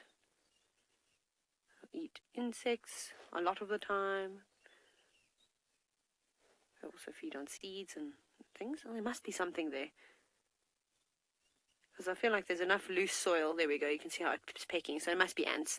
There's a lot of harvester ants around at the moment. And they're not very fast moving. They make for sitting, they're very easy to catch. They're going to come right down the road towards us. What are you looking at? See how it's looking up? It's looking up into the trees as if to check that there's no raptor just sitting up there. Move to the grass where it feels a little bit safer. Very exposed out in the road like that. And for an African hawk eagle, for example, would very much like to eat something like this. There are specialists at catching ground-dwelling birds. That's crazy to see. Definitely looking up ahead.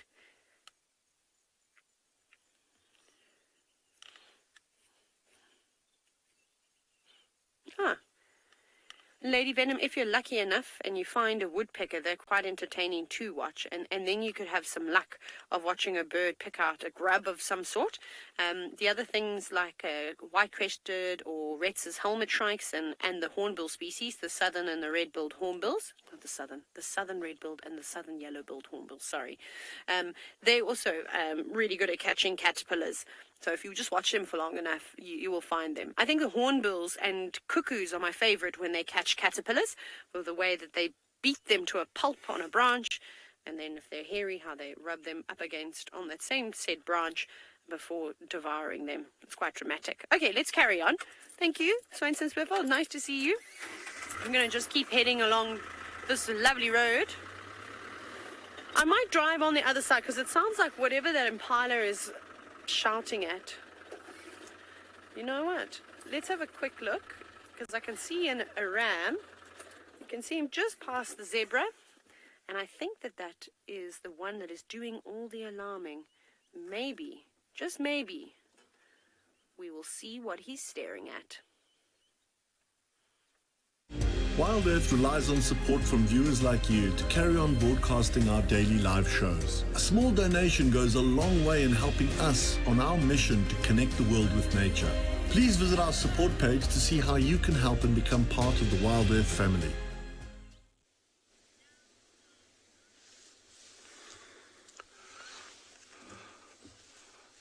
These lions haven't really moved much lately.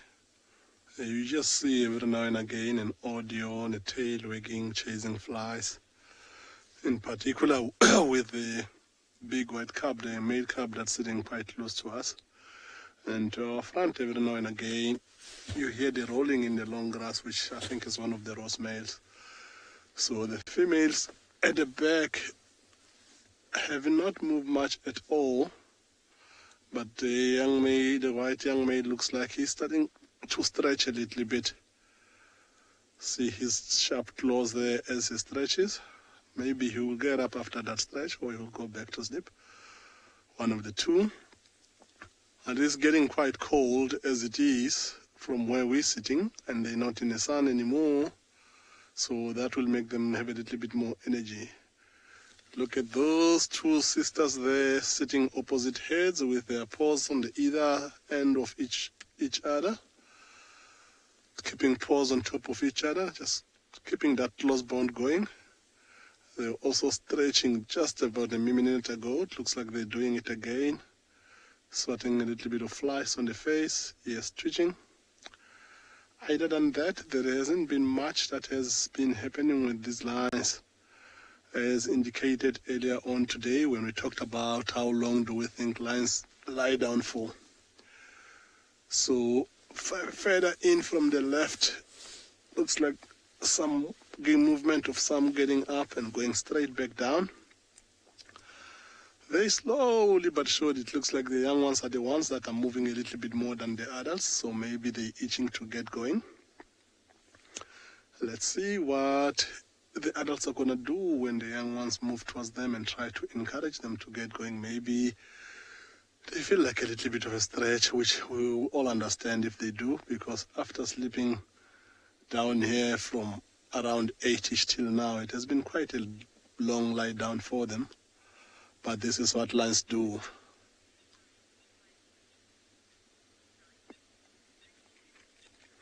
Fruit Loop, I think they like cold nights more than warm nights. Remember, when they move, they're generating body heat within themselves, and they burn a lot of energy when it's warm.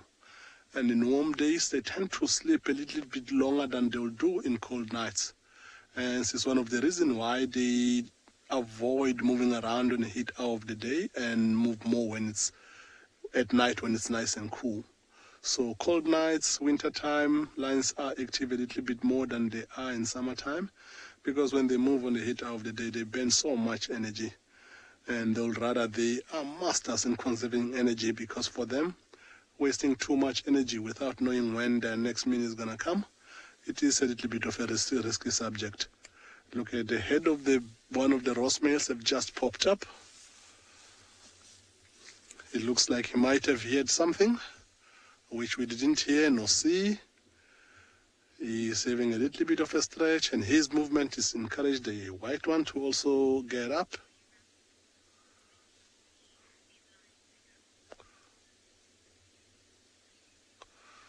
So the leg stretches and a little bit more yawns. It looks like it's soon gonna happen.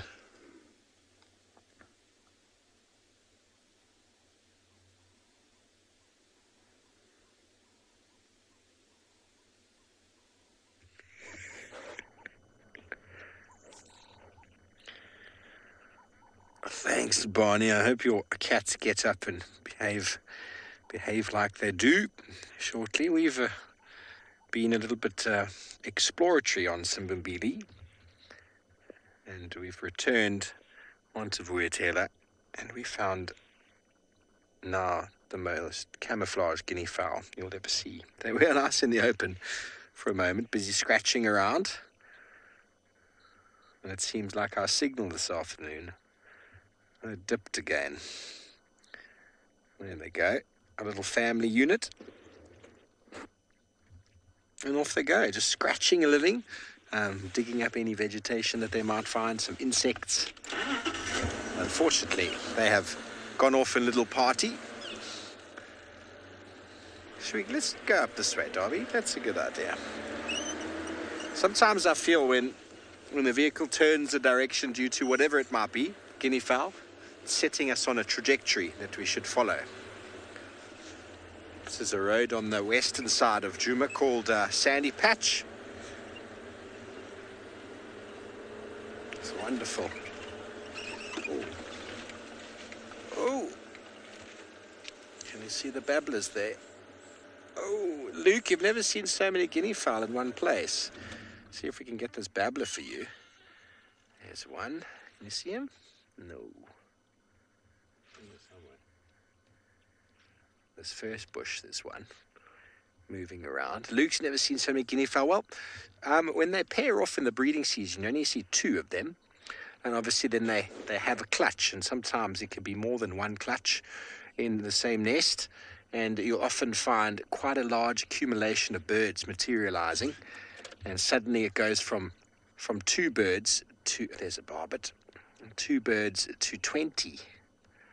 So ostriches are very well known for breeding in the same nest.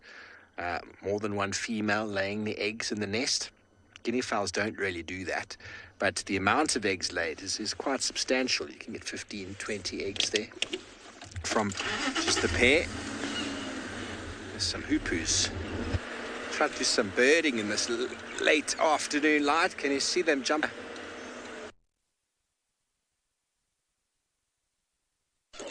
He's just sitting in the beautiful light. There we go. There he is. Red-billed wood hoopoo. That long beak. He's busy cleaning it right now. That is a female.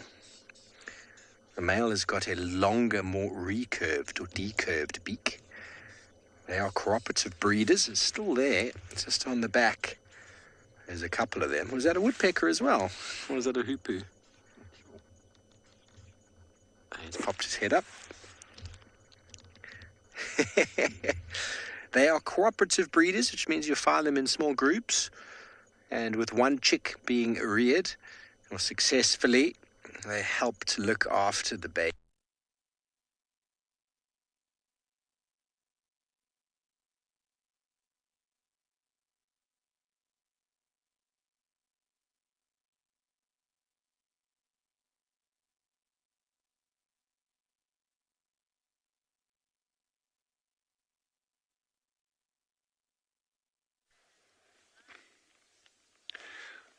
I believe the others have just seen a red-billed wood hoopoo, which I absolutely love those birds. Oh, they're fantastic.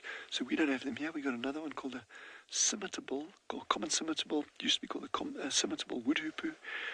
If we do see one, I'll be sure to point it out. We're still sitting waiting at these burrows, biting the bullet. No sign yet. And I say yet because I think, I was just saying to Jean, I reckon probably in the next half an hour, 20 minutes, half an hour. But I don't know. So, and yeah, this is so exciting. Have we got any more questions about porcupines? The last one was really, really good.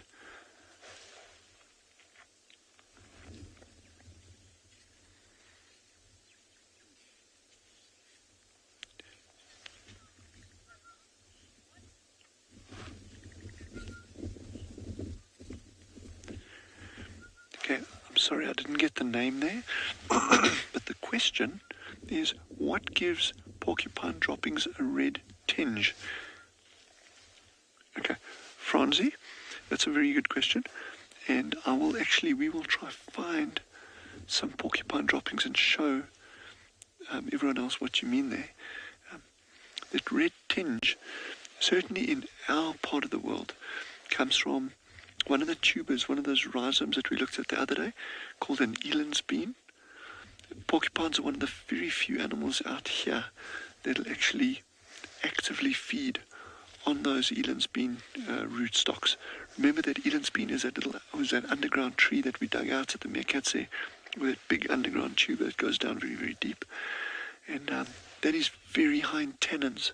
And it's actually used by local people for dyeing leather. And you can actually dye paper with it, you can dye clothes with it, and that gives a very pinkish red color. Beautiful, beautiful, beautiful. And if you see porcupine droppings in this area with that color, that's almost certainly what the plant is.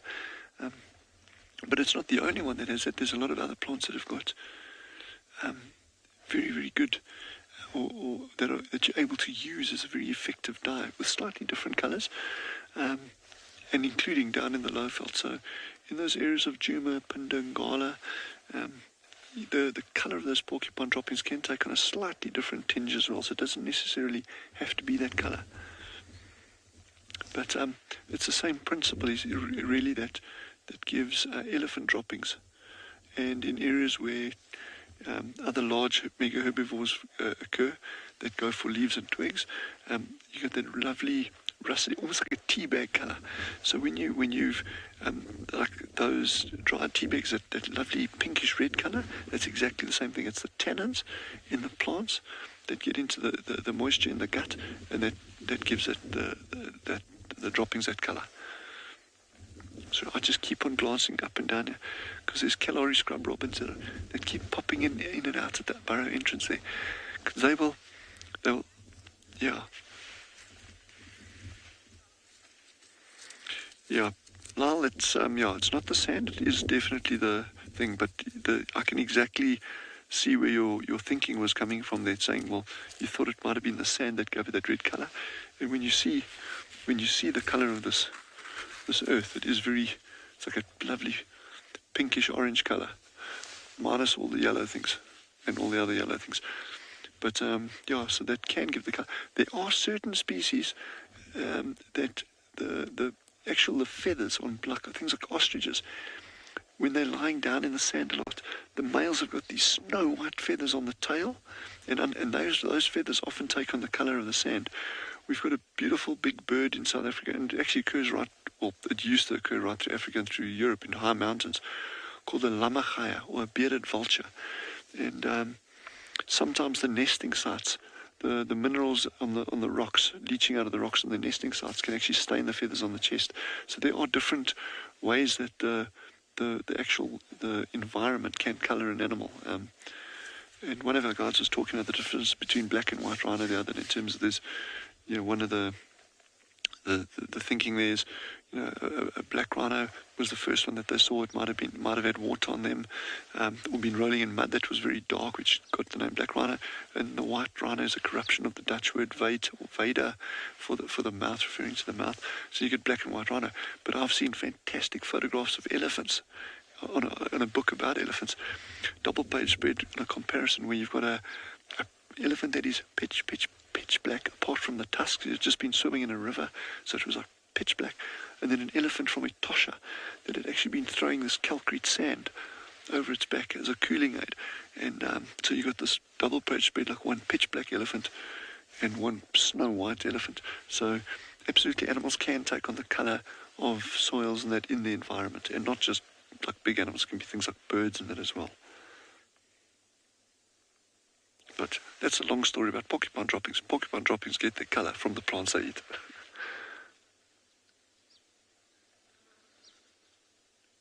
I don't think it's going to be too much longer.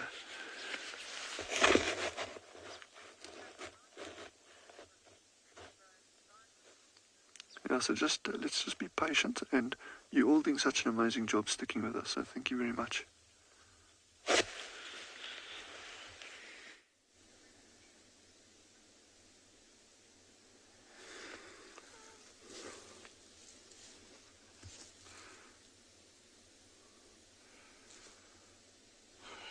These lines have got ups and downs. Though you can see, if you look, there's a little bit more life. They're rolling over. Few yawns. This young white male, slowly but surely, he looks like he's ready to get up and do something. He's been yawning multiple times, grooming himself. Looks like another yawn is on the way.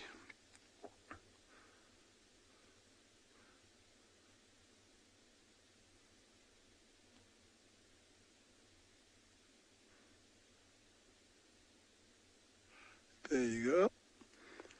Just give us a tiny little yawn. It's not a full-on one. One excellent thing about cats, lions in particular, the more we see them yawning, slightly different to what it means to us when we're ready to sleep and showing that we're tired. When you start to see them yawning, it's a sign that they're gonna start slowly but surely get a little bit more active. All they're doing is just putting a little bit more oxygen on the brain and getting themselves ready. So looking at that young maid as he groom every now and again gave us a yawn. It's some exciting news that something might start happening quite soon. He has been more active than the rest of them. So hopefully that maybe as soon as he stands up, maybe he'll walk into one of the adult lionesses, give a little bit of a head rub, a little bit of greeting, and some encouragement on them to say, come on ladies, let's go out there and try and find some food for the evening.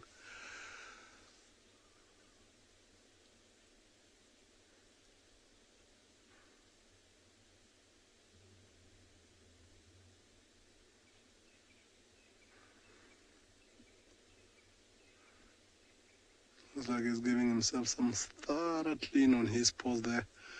Maybe similar to one of those lionesses or that big maid in the morning that after whatever they fed on last night or the night before, he hasn't really taken an opportunity to groom and keep himself clean. It looks like right now he is taking an advantage of using this time as everybody else is still sleeping and keep himself clean.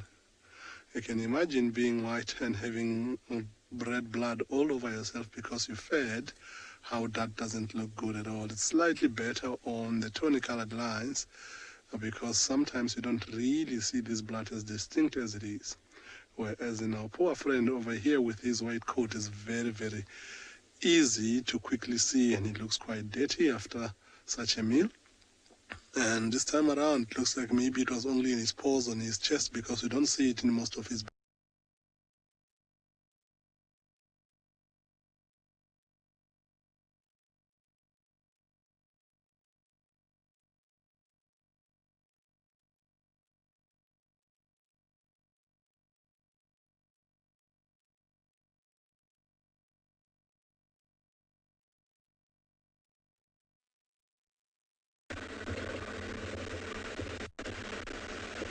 Sorry guys, we've lost Barney briefly. He's loud and I'm sure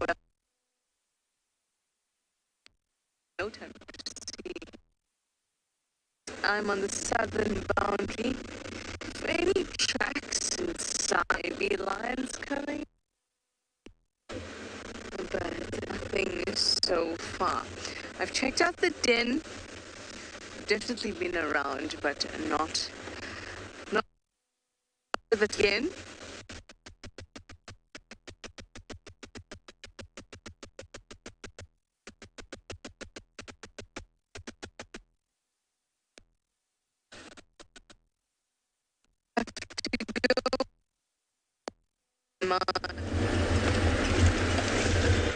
Hello everybody, it seems like you're back with us. The Gremlins, if you've never heard of them before, you've met them today. So, I'm going to turn. Darby, do you want me to turn? Ooh, what's that on the road? We got a bird. A bird on the ground. What are you? Ooh. What are you? This is one of our little LBJs. Take some screenshots, everybody. He's wagging his tail. It looks like a type of lark. Flicking his wings. Oh, how wonderful. Oh, wonderful. Now he's got a white supercilium.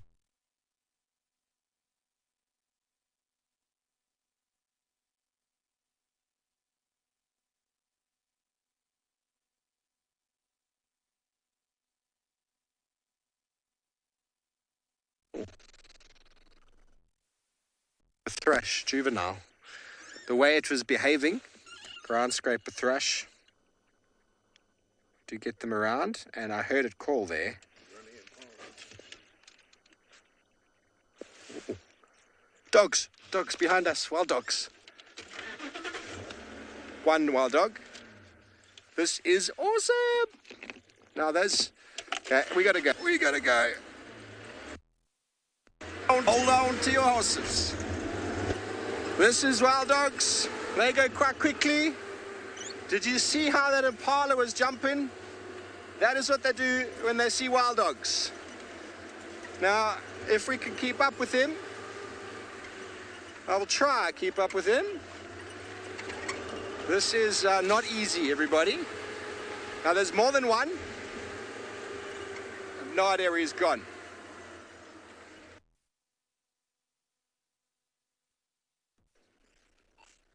Just need to let somebody know so they Stations 1 Madaj on Balanatis.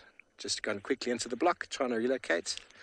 Madaj is the Shangaan word for wild dog. Did you see he was running at full speed? Now, it means that there's more, and we need to just also drive and listen, because if they catch something. Yeah, if you're around, Trish, if you want to come help me check Zoe's.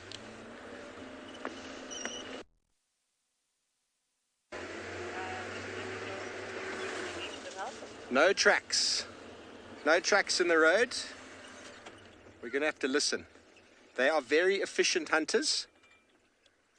And if they catch, they will rip the animal apart in moments. Garden, exactly. That is a very good question. Where are his friends? Trying to keep up with him like that off-road is near impossible.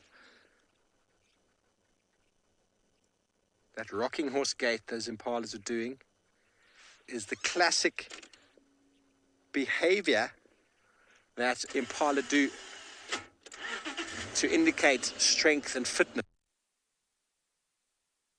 Dairy doing it, but they show that all their legs are working. And a wild dog's go, okay, you're quite fit, you're limping a bit, I'm going to take you out. They always go for the easiest. But that dog was at absolutely full speed.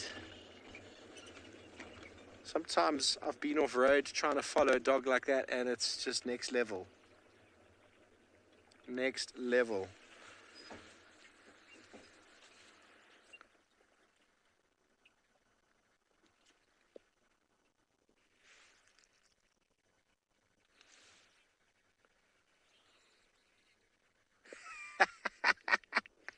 Butterfly wants to know who let the dogs out. Butterfly, you're very funny. Everyone, that was quick and very quick.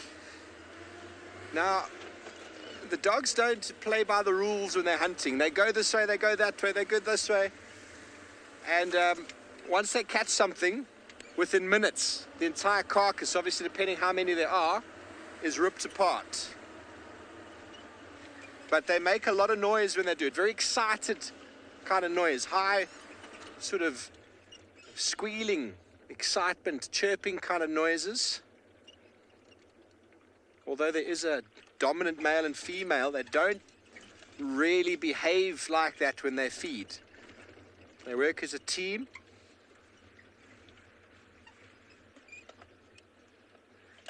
Okay, well, we're going to see if we can find out where this one dog has gone. Meantime, let's send you back over to Barney with his sleeping lions.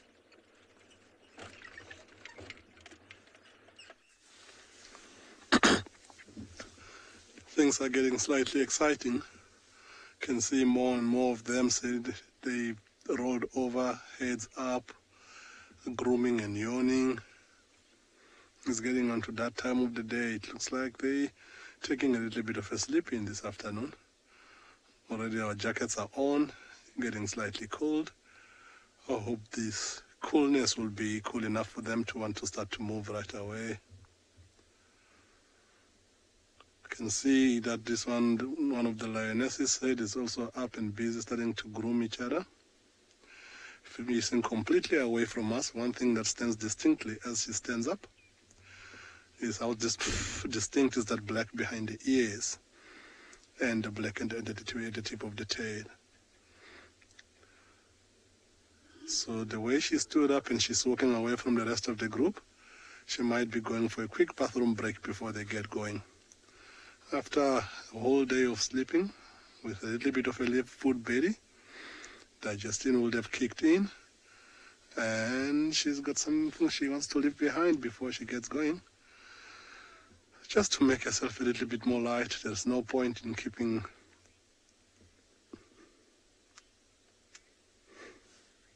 what a life indeed, Boo.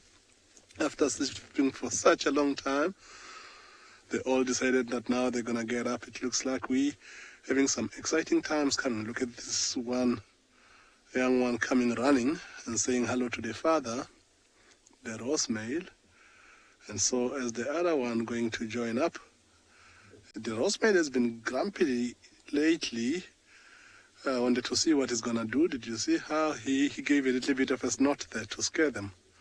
And she decided, you know what? If you are going to be like that, I'll just walk away. That one adult lioness on the distance is done with a boo. And she looks like she's looking around. Maybe she's going to choose the direction where they're going to head for the evening. It's only a matter of time for the rest of them to get up. Chances are they'll get up, head on a direction. Maybe they might lie down for a little bit more before they take a long journey. Oh, that was someone trying. See, she's standing underneath the tree on the distance there. Again, it is a big yawn indeed. It's exciting times. They're getting ready.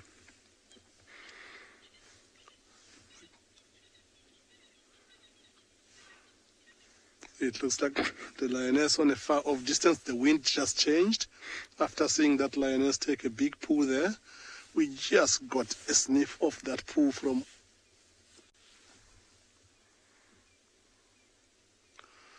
So we were going to try and reposition towards that lioness. It looks like majority of them might get up and start heading that way. Maybe we'll see faces for a change and see how it goes. Wild Earth relies on support from viewers like you to carry on broadcasting our daily live shows. A small donation goes a long way in helping us on our mission to connect the world with nature. Please visit our support page to see how you can help and become part of the Wild Earth family. So we're still waiting at this passionate patchwork of porcupines.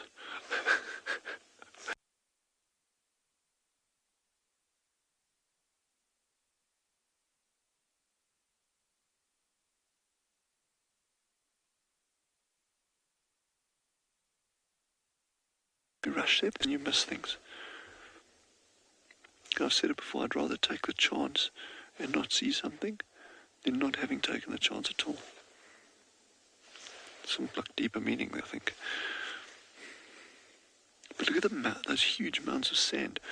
I mean, that is probably, okay, you know, I've seen the borough from the other side, but there's probably, in total, probably 6 or 7 pickup loads of sand there. You know, in South Africa, we'd say bucky loads of sand. That borough system underground must be pretty big.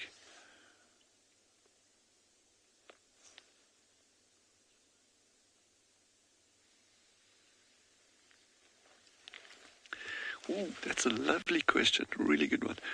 Lockie has just asked, are porcupines and hedgehogs related? No, they're not. Porcupines are pretty much herbivores. Hedgehogs are insectivores. So hedgehogs eat little insects. In South Africa, they love eating slugs. We do have hedgehogs at Tswalu. But why I like that question, why I think it's a really nice question, is you get a thing called convergent evolution and divergent evolution. So convergent evolution would mean you've got two completely different species. They're not related to each other in any way, not even in their long distant lineage. They are separate completely. But they reacted over millions and millions and millions of years to the same or similar environmental conditions and factors, and because of that, that caused them to get the same kind of body shapes, patterns, designs, those kind of things. And hedgehogs and porcupines would be a nice example there. Slightly different scale, but similar principle. It could be armadillos and pangolins. It could be giant anteaters and aardvark. Yeah, I'm just kind of rattling off ideas off the top of my head there. But that's a great question. But no, hedgehogs and porcupines aren't related. Porcupines are rodents. I mean, you know, these little guys are your pet rats, and I'd recommend all kids to ask their parents if they can please get pet rats, because they're really, really good little animals, very clever. I'm just glad.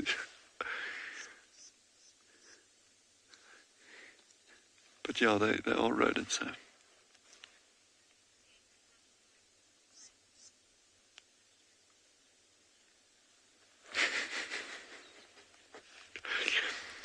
Linda wants to create a hashtag about the porcupines. Yeah, passionate porcupine patrol. I'm not saying the porcupines are passionate, just that we're passionate about porcupine patrol. But we're going to get them. We still have a whole hour left. And remember, with our badges, that was like a 10 to 6, 5 to 6, we got them. We're not going to give up. There's no ways we're going to give up now. And our colleagues down at Pinda, they're having amazing sightings. I'm so pleased about that.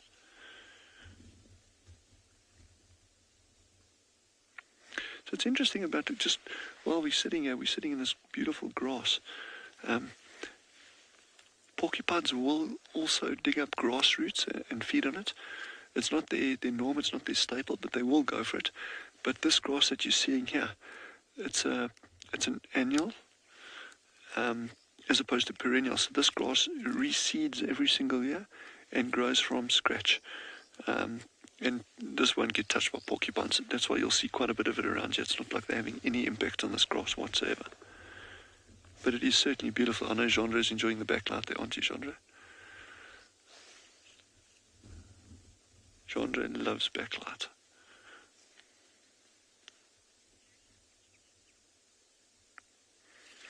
Potty, it is aesthetic as aesthetic can be. It is beautiful, beautiful, beautiful. And that's the thing as well. Doesn't matter what you're watching. Sometimes you've just got to sit quietly and enjoy the beauty of nature, regardless of whether it's a piece of grass or a twig or a porcupine.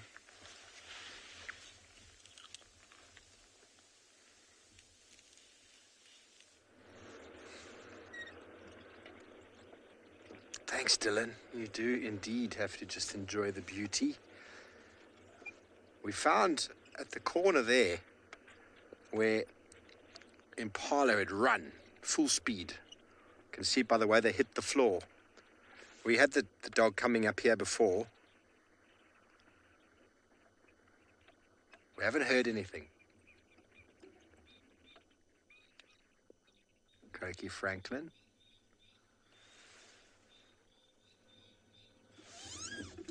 Expect to hear some chattering if the dog's caught something. Now, it's not very common to find one on its own, you see. So I've seen one on its own very rarely. And we had one on its own a couple years back here that I think was injured quite badly. But then the pack came back and brought it some food.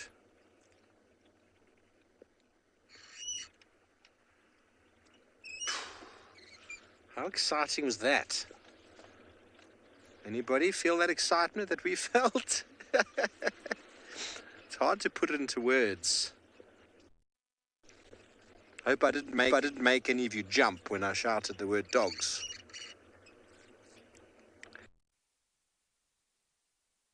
Overly excited.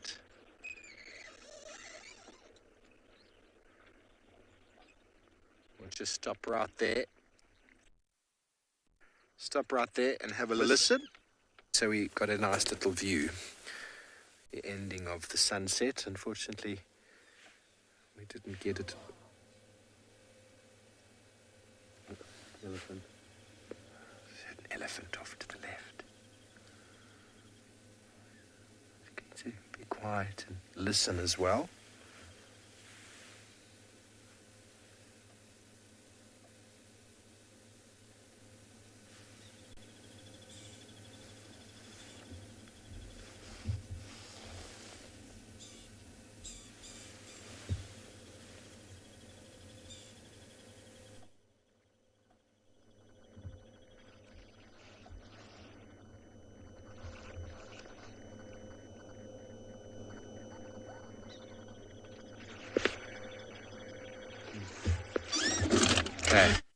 Sorry, hyenas and dogs are fighting, it sounds like, on the other side of the road here.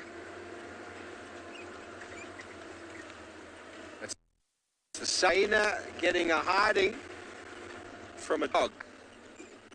I think we might get it in the block. Hold on, everybody.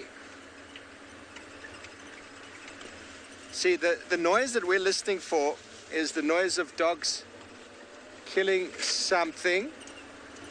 We couldn't hear it, but a hyena, they are very quick to pounce on these sounds. And when they come in, they get a hard time by the dogs, because the hyenas just, for some reason, just don't try and work together as a unit. They try and be selfish.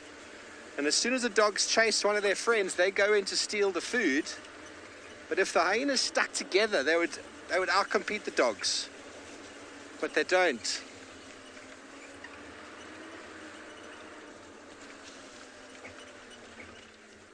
Rex, is that you on Triple M? I've just heard some hyenas making noise right here. I don't know if it's on opposite side of the road. I'm just here coming through the block.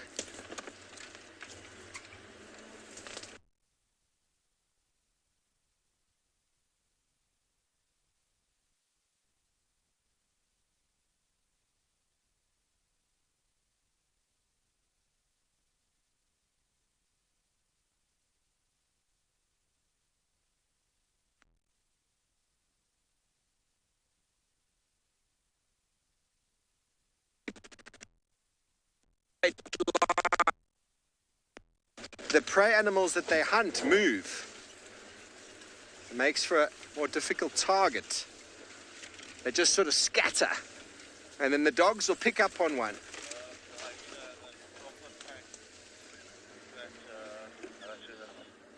Sorry about any breakup that we might have there, everybody. Here we are on Triple M, which is the boundary with Arathusa. I'm just going to have a listen.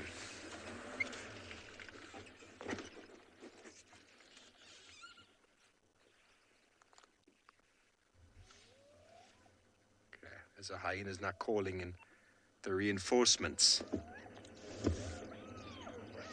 Yeah. Definitely happening over there.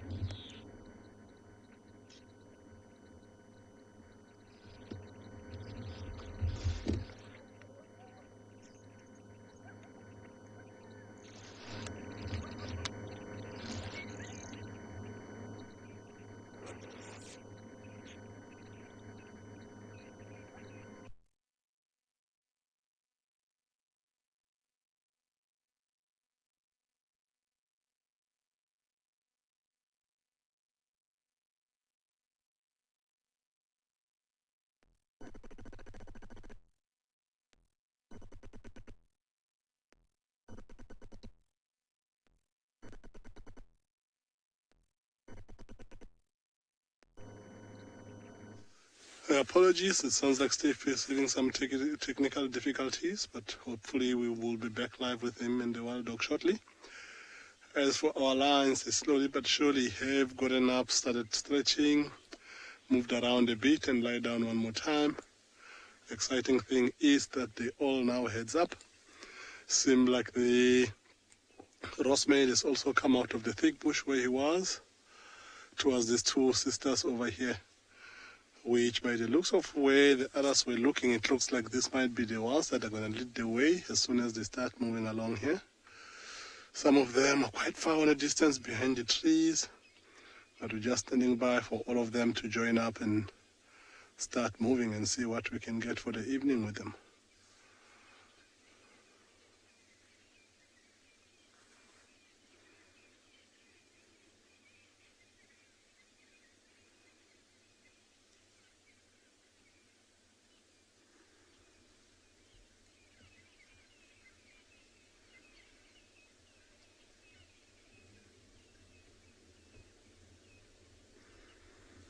Can hear on a far off distance a whole lot of different birds are calling, just letting everybody else know that they're still alive, that they are going to be going to sleep shortly.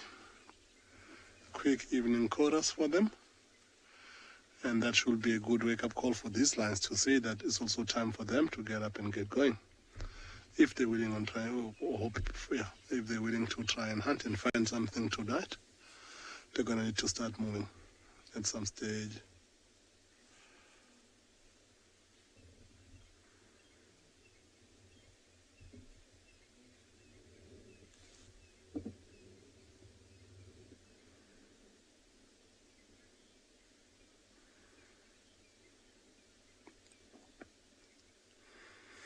To me, it all depends in a lot of different things. Individual lines, different days, how nice and cool or warm it is. If they are too hungry or they've eaten something recently that they don't really feel the need, that they need to get up and get going now. So there is no set time as such. It's just one of those things that you're hoping when you find them that once you catch up with them that they'll get up and get going quickly. But remember, when we found these guys this morning, they had full bellies all round. The males were much more fuller than everybody else. So they definitely had something to eat sometimes last night somewhere. So I'm not surprised that they're not in that much of a hurry, but they've already sort of done the beginning part of showing that they're getting ready by yawning, getting up, grooming each other. So one individual is busy moving from where she is towards where most of the pride is. So hopefully if she gets there, groom one more time, maybe the others are also going to get into the mood of wanting to get up and getting going. You can see the light is starting to fade slightly. They love walking during the cover of the darkness because that is a little bit more advantage for them. It's not easy for the herbivores to see them once it's dark, so it will give them an advantage of getting slightly closer to their prey before they get spotted.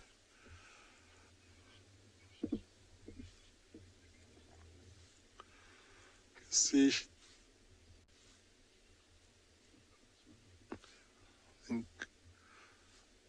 left. See, if you look at that lioness right there, getting stretching, holding on to the tree and taking a stretch before they get going, sort of stretching before a long night starts. The big boy has also started doing some yawns. One of the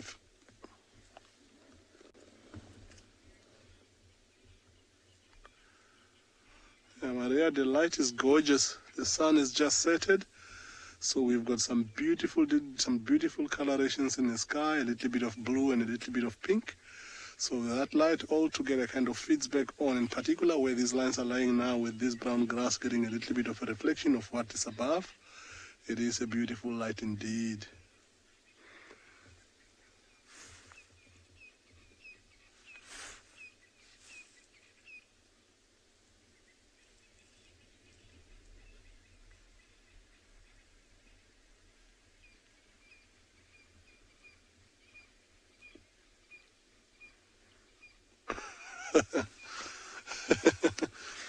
Depending on where you are, David, every day is different. Unlike us that can just take our yoga mats with us to have an exercise wherever we are, it looks like that.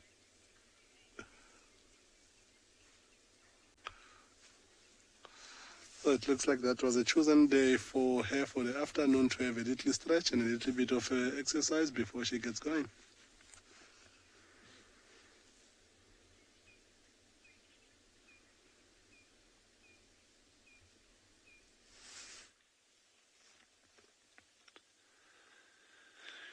So some of you are commenting on how beautiful the light is at this time of day, this late afternoon light. And you can see that where Genre is framed up on that sun and those trees. I mean, it's just glowing now, the grass, everything. What is also glowing is the temperature. It's glowing down.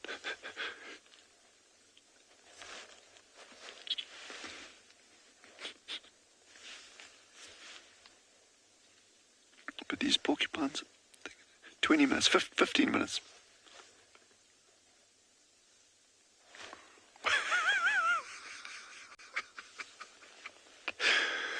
Sugar has just said, how do porcupines mate? And before I could answer, I said, very carefully.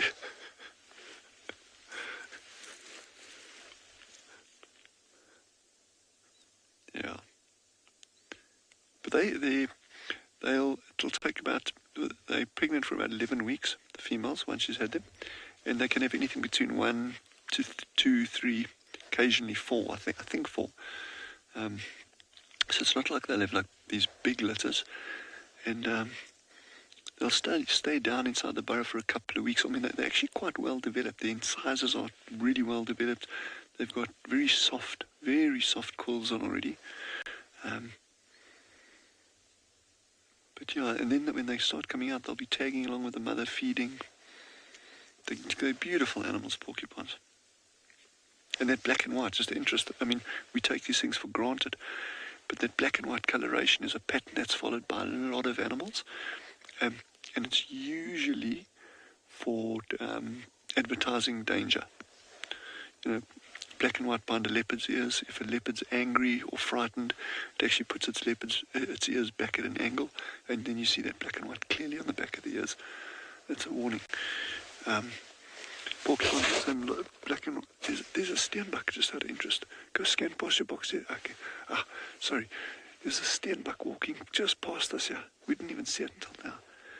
And he just ran off. And that's the thing, you sit quietly. Things start moving around.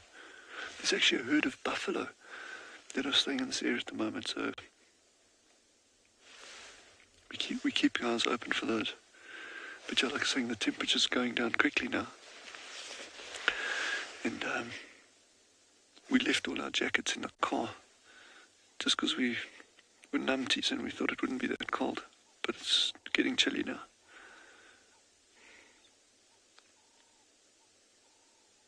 It's so peaceful at this time of day.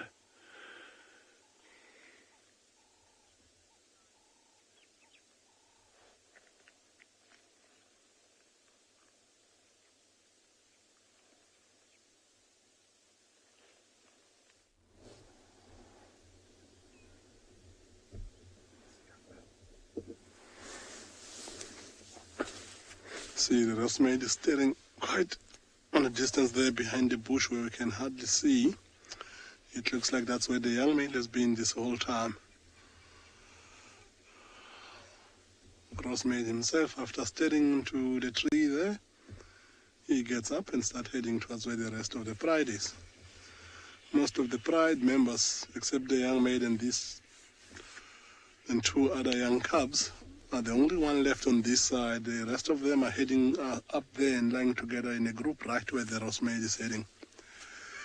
We're gonna keep on viewing him as he approaches them.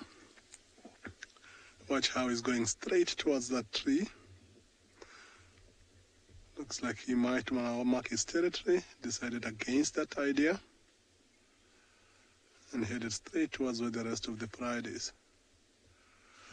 We are then going to try and reposition. We're going to start and see if we can get a better position to go have a look at them.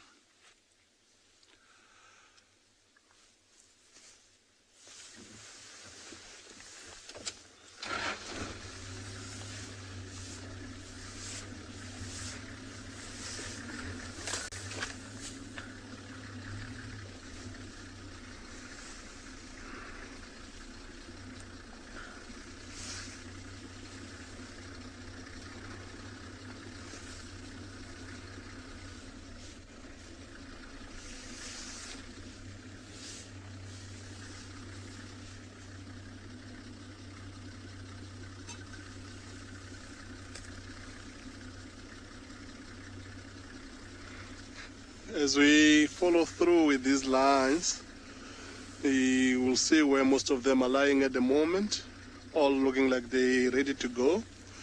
If you're willing to ask any question regarding these lines that we had a lovely afternoon with, remember to send your questions to #wildearth.tv.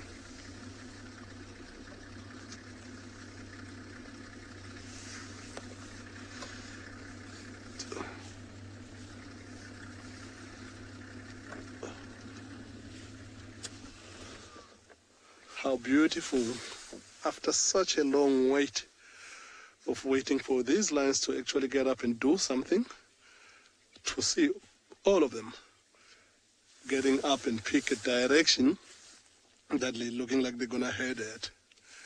I know from where you are, you might not be able to hear what I just heard on the direction that they've just chosen now to head towards. We just heard some hyenas calling. So it could be a coincidence that they're heading straight on that direction, but that hyena is not going to like their presence when they get there. Look at how playful they are. They're so full of energy right now after spending the whole day lying down. So as they move along, before they spot anything that they might want to hunt, so they will be moving on this direction until one of them sees something up ahead of them. That's when maybe they will change their behavior and communicate through if they're trying to hunt. Right now, just looks like majority of them are happy to have managed to go up and starting to move. Just to remind the viewers about seeing it in black and white.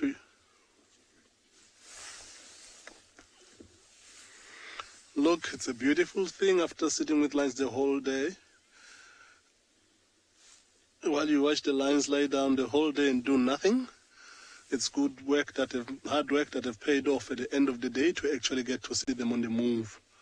So let's stick with them and see what they're going to do. Well, we heard a lion contact calling while we were waiting for those dogs, and we're sorry we lost you. And Rexon is on property as well. He came to help us with the dogs, and we think we found something. He's told me just to... Yes, it's a male lion. It's a male lion. Let's get in front of him so we can show you. We heard the contact calling. The Not a very loud roar. Just that sort of Who are we?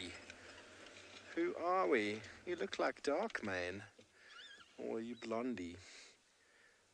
Yeah, that's Dark Man with the injured front foot. He's going to roll in it. Here comes the Ode de Boeuf. No, he's not going to roll in it. Now, this guy's been spending a lot of his time up in the north with the Talamati pride, unless one of his brothers has now also got an injured front right foot. See how he's limping. He hasn't quite fixed it in August. Then, bless you, him together with the pride, and Nkuhuma pride killed the buffalo just outside Vuyatela camp, and his foot was broken. After that, he hasn't quite been the same since. But we found him. There he goes.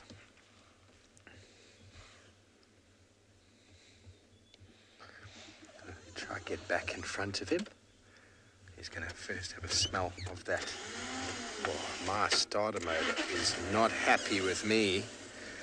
Stopping and starting of these cars incessantly.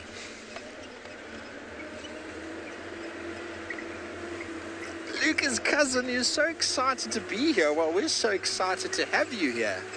I'm just going to position myself because he's going to walk all the way down. And he's going to come and say hello. He's going to come and say hello, and you're going to see how big he is. Just like that. You're going to see how big he is, everybody. I haven't blocked his path. I've crossed the road. Your call, Darby. See how his front right foot, he's still favouring it. You see how he's not slapping it down like he does with his front left. Okay, Emma, we're going to go to IR as soon as you're ready.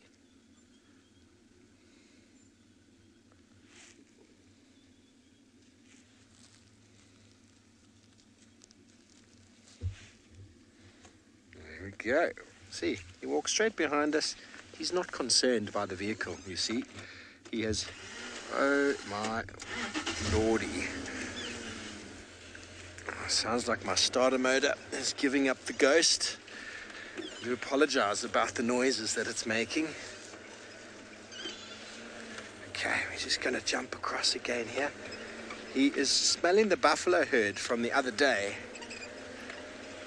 Aren't you a gorgeous boy? Yes, you are. You're such a gorgeous boy. Yeah, he's got that scar on his left lip. Left lip, the top left. There's a little scar there on the lip that was completely cut open at the same time when he damaged his foot. This is one of the Avoca males. I'll call him Dark Mane. Probably some of you out there might correct me if I'm wrong, but that right foot. Did he make a noise?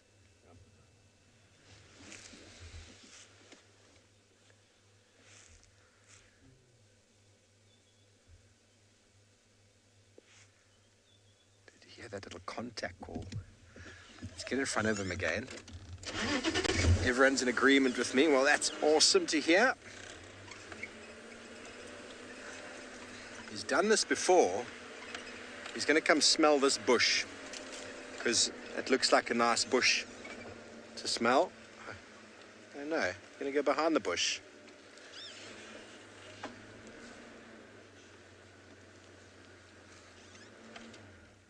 Where are you going, boy? He definitely picked up some smell before, didn't he? Now he's turned left. Okay, well, he's gone behind the car, so as soon as you want me to reposition, there we go. Let's try reposition.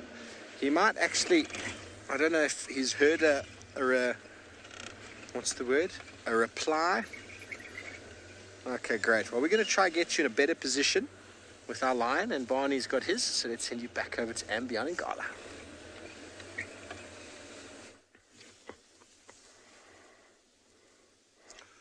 So you can see how close they got into us. We looked around to the front. So at the moment they are on the move, but one after the other, they taking steps forward, lie down, and the other one comes over. And slowly but surely, but they're keeping their general direction as mentioned earlier, heading towards where we hear the sound of the hyena. So it looks like they might head right across the Timbawati riverbed as we follow them cross from the one path this morning. It looks like they might cross it more to the south right now. You can see on the background, we are not using any spotlight. We're using a light called infrared, which means we can be able to view these lines without having to use the spotlight, and they cannot pick up the actual light of the infrared, so it means they're not getting disturbed. However, the one thing that an infrared doesn't give you, you're not getting color as you'll do during the day, so you will be viewing these lines under black and white, just so that everybody understands what's going on there.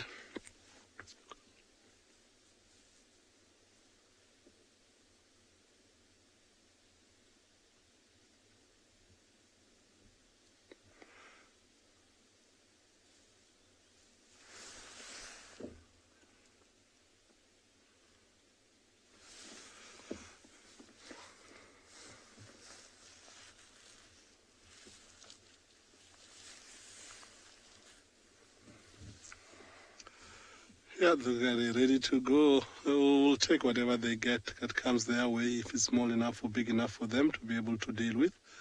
But yeah, they look like they're full of energy after the whole day of lying down and not doing much. This is exactly like at 5 o'clock in the morning or 5:30 for us when we wake up and get ready to start a drive. This is exactly that time of the day for them. They have got a long night coming ahead where the males might start marking their territory, maybe even roar, while the females who walk with them walk, lie down and stop until such time where they spot something that they can hunt. Could be anything from anything size of giraffe, buffalo, all the way down to the size of an impala or bushbuck. So depending on whatever they spot first, they are not gonna not go for something because it's small or big. They will take whatever opportunity they can get. Remember, those impalas that were distress calling after them in the morning, they would have not stayed around knowing that there is danger around. And for these guys to find their first opportunity to try and hunt might take them a good few kilometers before they come across something. By the time they do come across something, they're going to be so ready to go. Right now, in the vicinity of where we are, there is no visual or sign of anything that they might be willing to hunt. They are just moving and sleeping, but they look like they're not going to lie down again. They're going to carry on moving for a while. So we're sticking with them to see if we can get some action.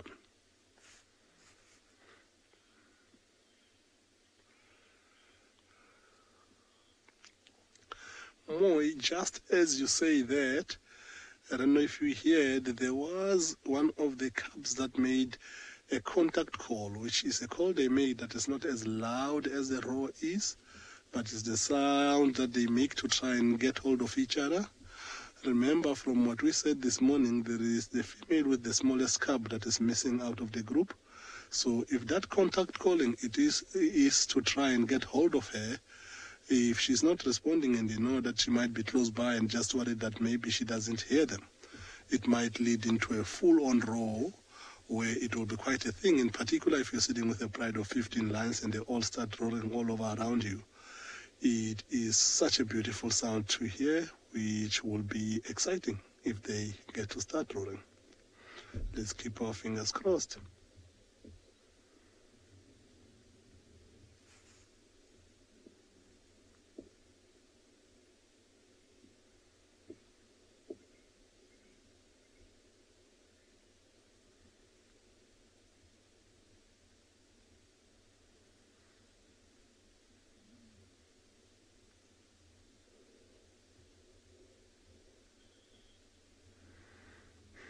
Come on. Yeah. Look at how this light is picking those eyes as they look like they focused on something, which I'm not going to lie to you, I can't see what it is right now.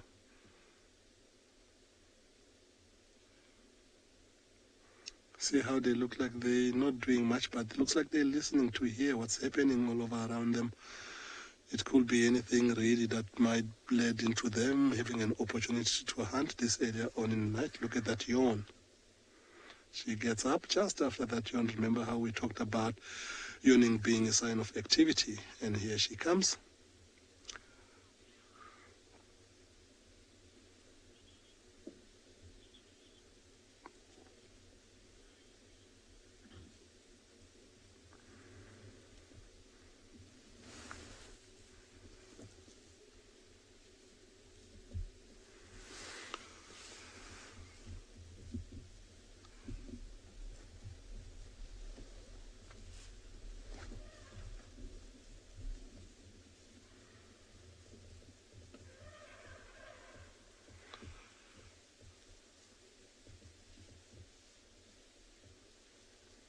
See how they're all moving and they're all stopping and pointing their ears on the one direction, which is behind us at the moment. There has been some elephants that have been trumpeting on that direction. Sounds like they might be chasing something, which we don't know what. It could be the hyena that we heard earlier on. It could be the leopard that we heard calling earlier on in the day. The rest of the pride, as we speak now, on both sides, the front and behind us, they're all up and moving again.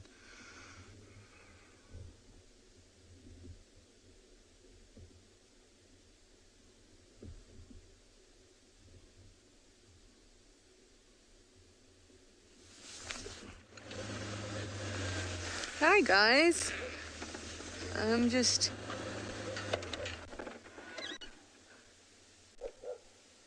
that calico pan, that just sounds like a dog.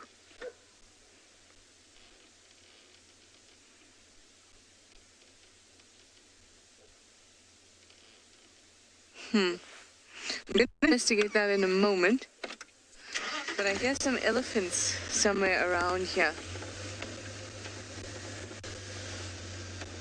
They can be really difficult to spot in the darkness, but we'll give it a go.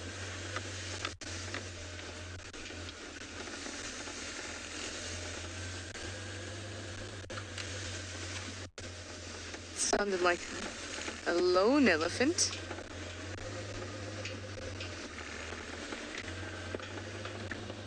We'll just stop at the top here and have a listen again. Oh, hello, Daika. Can you see it through there, BK? Just through here.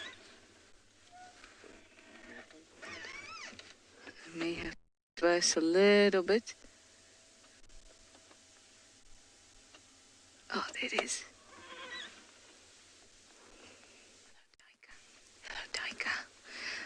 there is another one behind us, and those are good indications. So if I hear something that sounds strange, like those dogs barking, the antelope should have reacted too, so that just makes me question whether the dogs were just reacting to people or to a predator, because those antelopes should have.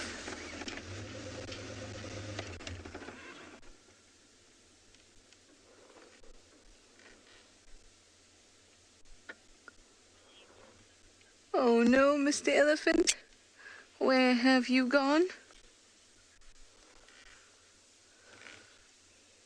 Okay, well, I'm gonna keep on searching. Maybe we go around to, or maybe up towards Viatella Dam.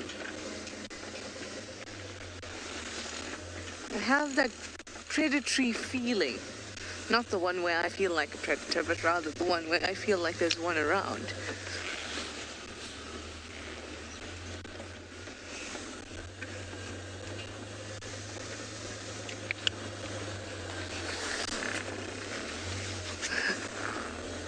Let's have a look. It's been so difficult to find tracks, and especially today since the rain has stopped, so the ground is not sufficiently dry. David, you say you didn't know wild dogs barked so audibly. David, that was somebody's dog, like a pet dog, not a wild dog that was barking. Wild dogs can also bark, but it sounds different. And it's not their go-to or typical sound. When wild dogs call, it's quite special. For me, it sounds like an alarm. Boop, boop, boop. I'm very bad at it. All right, I'm gonna keep on searching, and I'll swing around to both of these dams.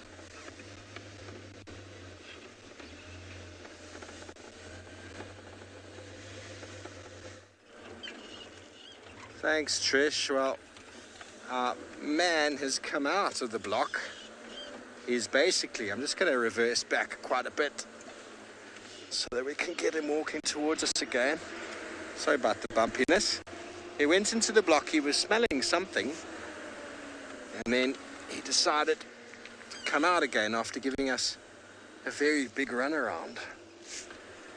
Don't know what he smelt. Herd of buffalo had been through there. Comes. Sorry about the bumpiness there. Reversing off-road is always fun.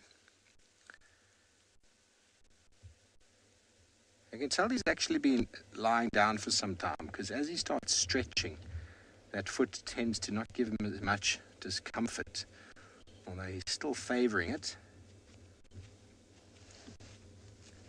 He's walked quite far today. As far as I know, he was, at least yesterday, he was right up in Buffelshoek. Now he's all the way down here on our side.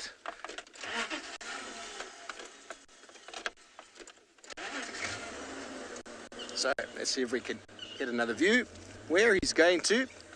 Anyone's guess, but he's going to go straight back to the north, I would say. Straight back up to Buffelshoek. But which route he'll pick is debatable. You see how relaxed he is. He's not at all bothered by us driving next to him. Just hoping that he gives us another call. Just overtaken him. Goes to show how fast we're moving. And get another shot in front. David, he nearly did put out his hitchhiking thumb, but I don't know if he'd fit in the car. He's quite a big boy. Oh, he's stopped now to smell the bush, of course. It's just out of range. Just out of range. There he is. Now he's marking his territory, everybody. Bear in mind we had rain the last 2 days, so it's very important for males of both, not just males, but females with leopards, to reclaim their territory, to walk familiar boundaries. The rain washes away the scent, and so they need to go and reapply. And there's glands on the face, there's also urine that they spray, and so they do all of these things on their little journey. But I think he also wants to connect with some lions, because he wasn't roaring, he was contact calling. Contact calling, maybe he knows someone's around that we don't know. Their senses are very, very acute. But he's now playing a game of hide and seek. He's picked up a delicious scent in the bush there that he's rubbing all over his face. Let's see if he turns with a phlegm and grimace.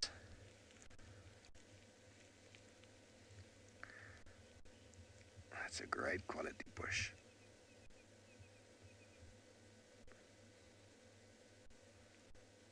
You see how he's favouring his right foot.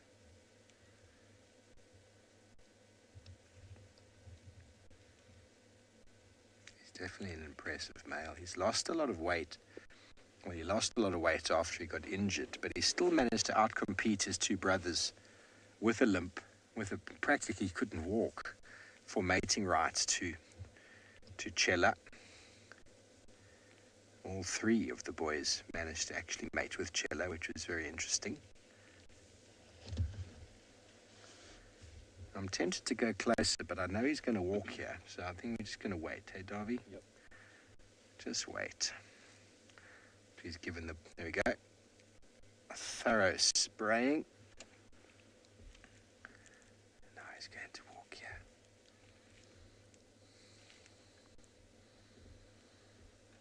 And it seems to be. Darkmane seems to have really stuck together with the Talamati pride and spends most of his time in the north. I've had him a few times come through like this, going in both directions. I think he goes and meets up with his brothers, the two other Evoker males. And they generally hang out with the Nkuhuma pride. So they seem to be moving in areas that he's not in. But all three of them used to spend all their time up in the north here.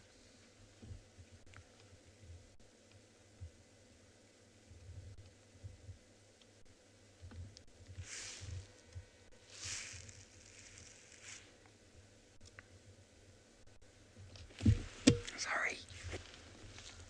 Hello, big boy.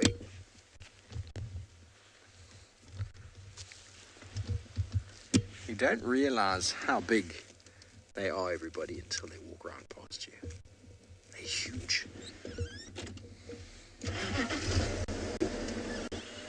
Very good. Well, we're going to follow Darkmane, see where he goes to. And while we do that, let's send you back over to and beyond Ngala. We've got a whole pride of lions.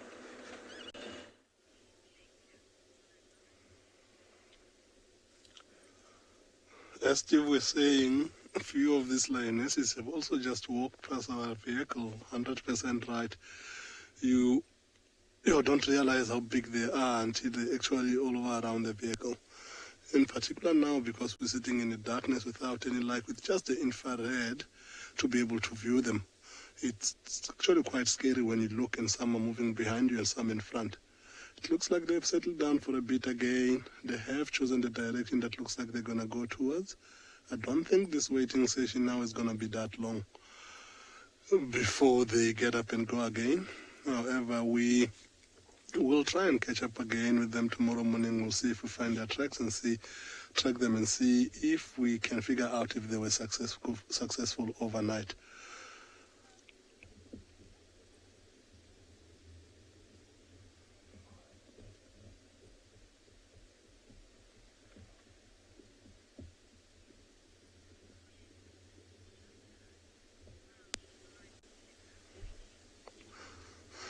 Ijota, patience pay, eh? Let's be grateful for the little bit of movement that we got to get.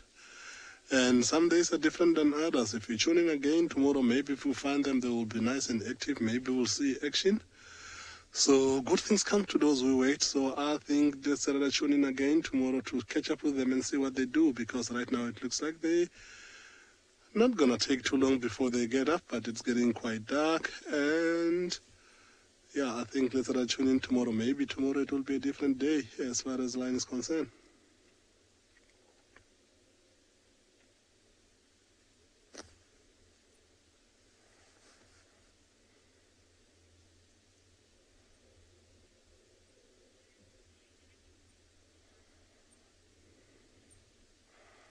Thank you very much, everyone, for being patient.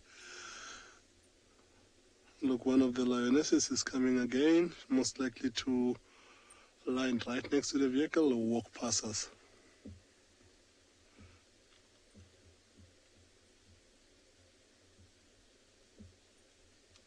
Stop, listen, and look around. One thing that we do give them, although they haven't hunted, they are trying hard to listen to hear what's happening around them before they carry on. Looks like she's gonna sit down.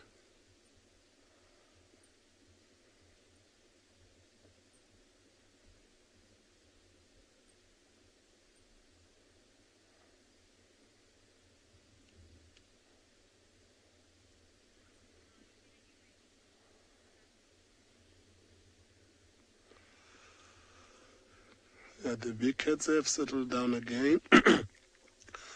We don't really have more time, so we invite you to tune again tomorrow morning at 6 to 6:30 and see how tomorrow brings to us. We are not too far. We are at and beyond Ngala. We are not too far from one of our sister lodge tented camps. So when we leave in tomorrow in the morning, first thing, we are going to look to see where the tracks of the pride have headed. Have a great evening, everyone. With our male lion, and we've managed to move quite a bit further, and hopefully he's going to just a very slow walk past. Maybe he's going to go to this bush on the left there and say hello to it. These major routes or roads, you see how the lions are using it. See why we use the roads for tracking. It's a very comfortable and easy route for them to walk on. It's nice and fast. And it basically mimics a massive game path. And so these routes are ones we always check, because when a male's on a territorial mission, he uses that route.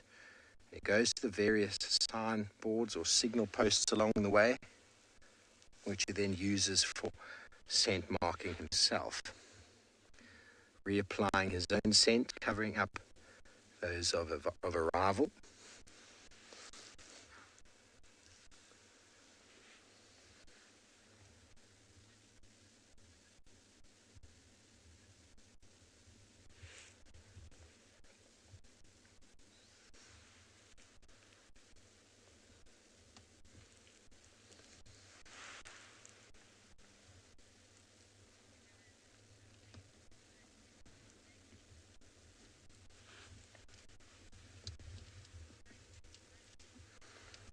Well, there he gets past us again.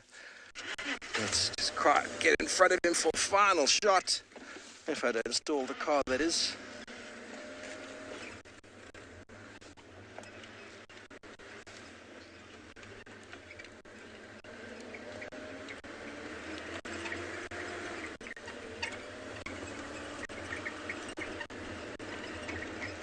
Just zooming in front of him real quick. Final minute of the show. What a way to end.